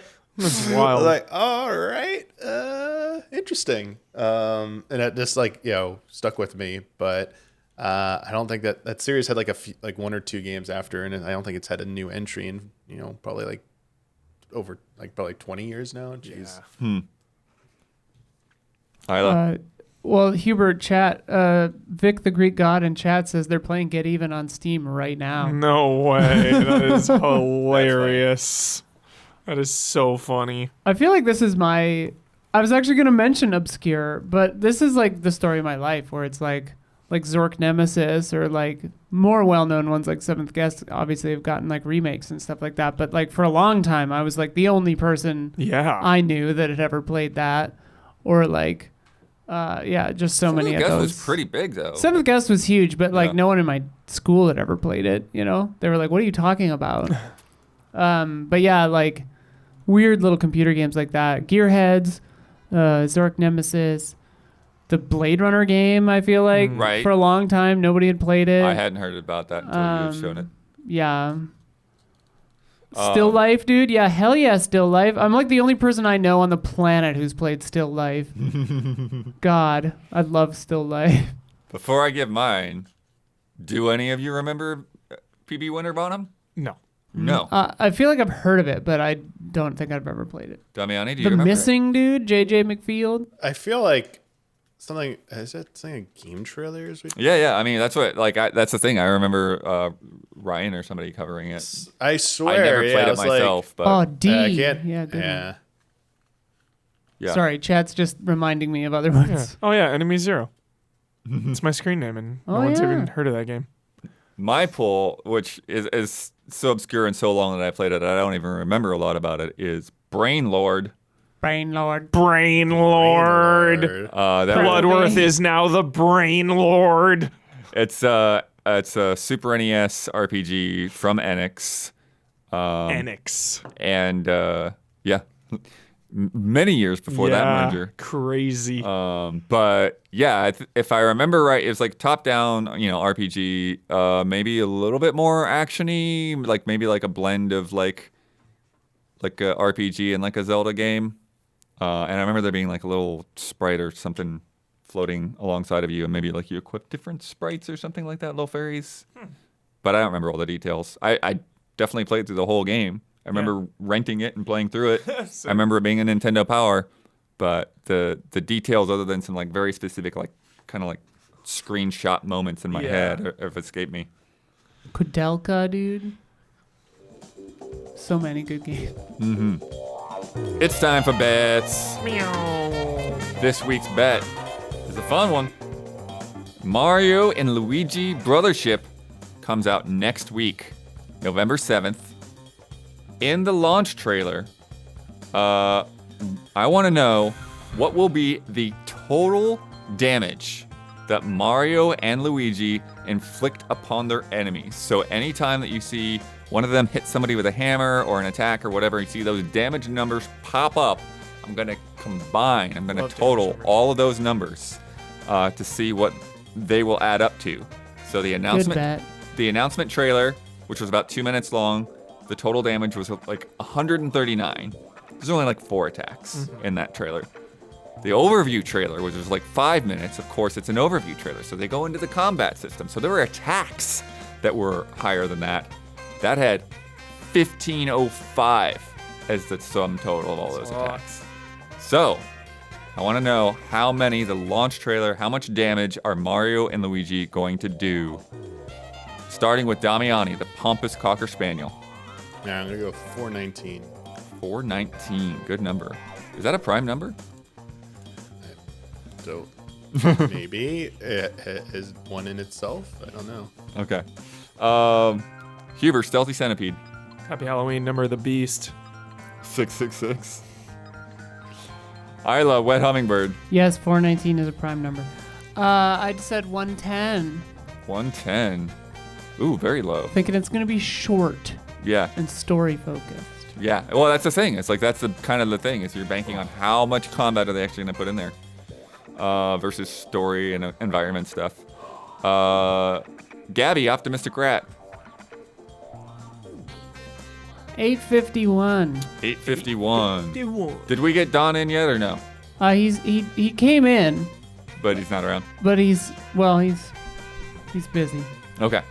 And then I went 888. Oh my Wow. God. Look at that. Hosen Gabby. Yeah, this is some BS here. Yeah, yeah, blood. You get called out simply by being last. and for being yourself. There's a whole lifetime led up to this, blood. Last week's bet. This is great. This is great. Call of Duty Black Ops 6 is out now, as we talked about. Yeah. One of the biggest new additions was Omni movement. Yes. So Barely even talked about that. It's funny because I'm like not. I just play how I play. I just play slowly, you know. right. I'm not as cracked and as amazing Oh, as a lot I've of seen these. a tutorial on Omni I know. movement. It's like do this crazy. Yeah. It's like jump and spin and and hit the thing at the same time. I'm like just going through normally. Right. Just like yeah. dive backwards. But it's cool. It really It's is. super cool. Diving through like a window or like downstairs is It's a so great, crazy. It's a great improvement. Feels very natural. Yeah. So I went through the top 10 English reviews on OpenCritic this morning before the podcast to find out how many times Omni movement, the word, would appear. Last week, here are the bets. Damiani said 21 Omni movements. Isla said 22. Gabby said 15. And I said 62. Game Rant had 4. Here we go. This is gonna get out of hand. Games Radar had 3. GameSpot Here we go. had 17. Oh my God. Dual Shockers had 3. Metro Game Central had 2. The Sixth Axis had 0, and this is really funny because they went with omnidirectional movement. Oh, Some my editor God. struck down the marketing term. It's like, no, we're not doing that. We're not using their buzzwords. Omnidirectional movement is going in this review right here. Push Square did 3. Cog Connected did 3. Gaming Nexus did 3. Gaming Trend did 4. That brings our total to 42. Wow. Which is directly between me and Isla. Wow. We are split. We both won that Whoa! bet. 20 on either side Hey! of that answer. Would the omnidirectional movement have? Well, how many were? were in that one. I want to say there was like 3 or something like that. So then you would have been the sole winner Sure. if they didn't have the Right. omnidirectional wild bet. Good one.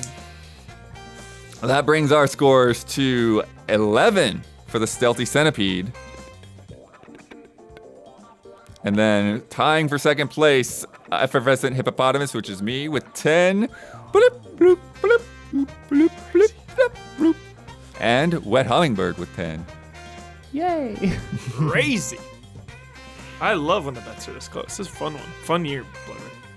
Let me tell you about patreon.com/easyallies. We are bringing hours of great impressions and news and commentary and arguments over Nintendo music to you on this podcast. So consider, if it's worth your time, consider it also being worth a little bit of cash each month. You can become a patron at $5 a month, and that will get you early access to this podcast. So you get it on Friday instead of Sunday. That'll get you 2 bonus Love and Respect questions, an extended edition that's only there for patrons. And you'll get to ask Love and Respect questions and get into Discord for those top 10s and all of that good stuff. And then we've got other tiers with other rewards. You can check all that out over there. Our platinum producers, though, they get a shout out on this podcast each and every week. And then the other producer tiers, they get a little. Brandon Jones reads all the names once a month. You'll get that at the end of this because it's the end of the month.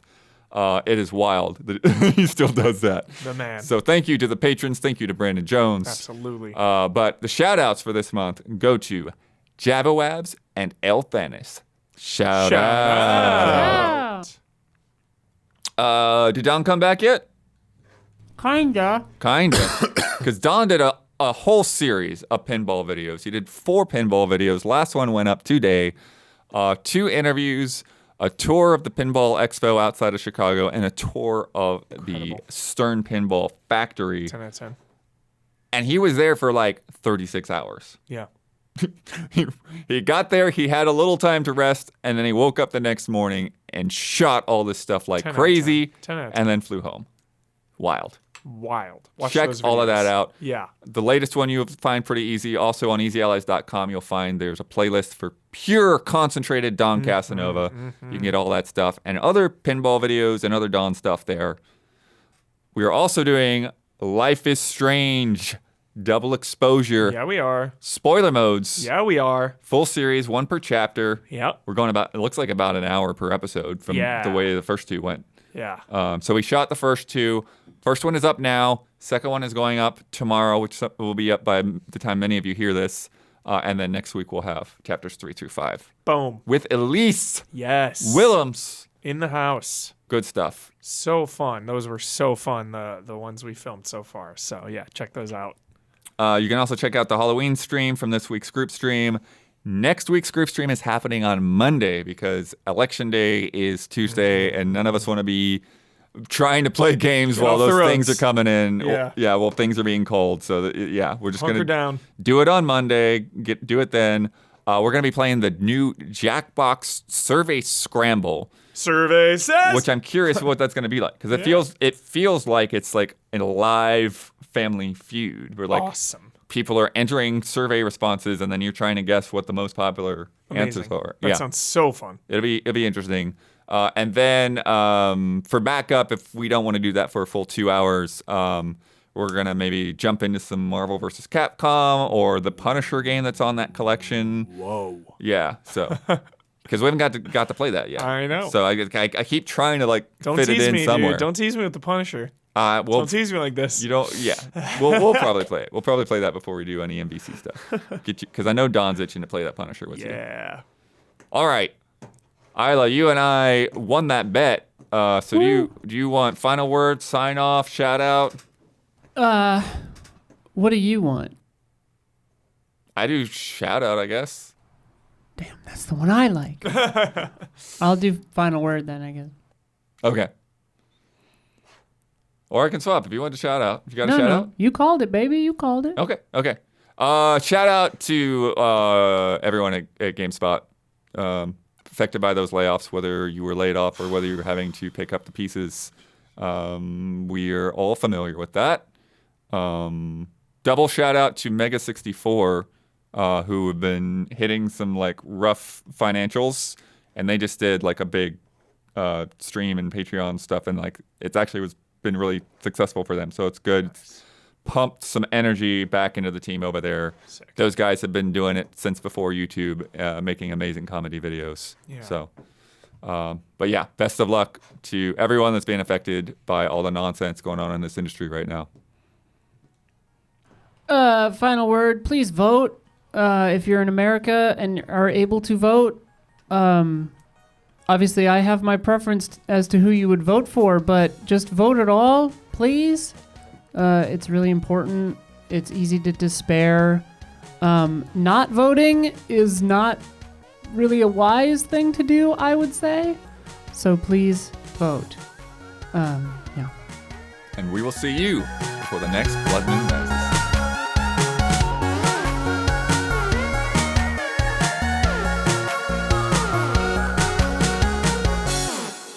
Shame launch. Yeah, shame launch.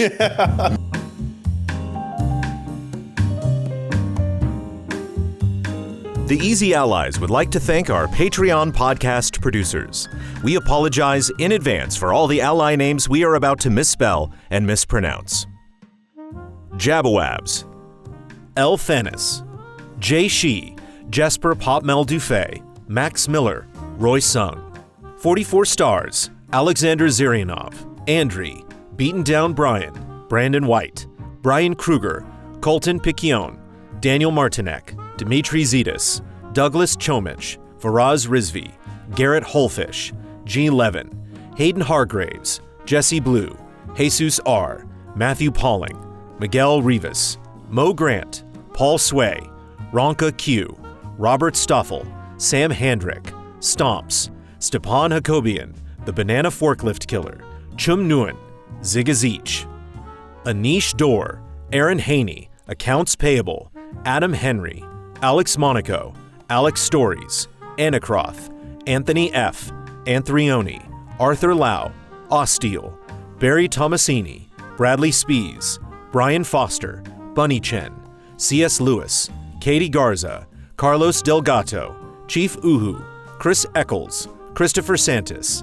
Clay Roberts, Colin Montoot, Connell Sumlin, Corey Jackson, Corey Landega, Crumb Eyes, Culinary Stud, Cyberboa, Derry, Dan Sebring, Daniel Kozlowski, Daniel Wong, David Aniki, Enya Hink, Eric Tobias, Eric, Espen Gotchman, Ethereal Ether, Forever Ender, Forrest, Froject, Gabriel Smith, Jen Woofles, Gino Elite, Gustav Strombaum, Harrison Holt, I Sun Chor, Ian Anderson, Jack Forrest, Jan Nicholas Frogshirt Tilk, Gerald, Jesse Fish, Jesse Wilkeson, John McCullough, John Prey, Junya Motamura, Carl Williams, Keegan Boyle, Kevin Gillet, Kroldemort, Leon Keys, Linson Wu, Luis Ibarra, Line Crown 19, Marco Hernandez, Materia Addict, Matthias Clare,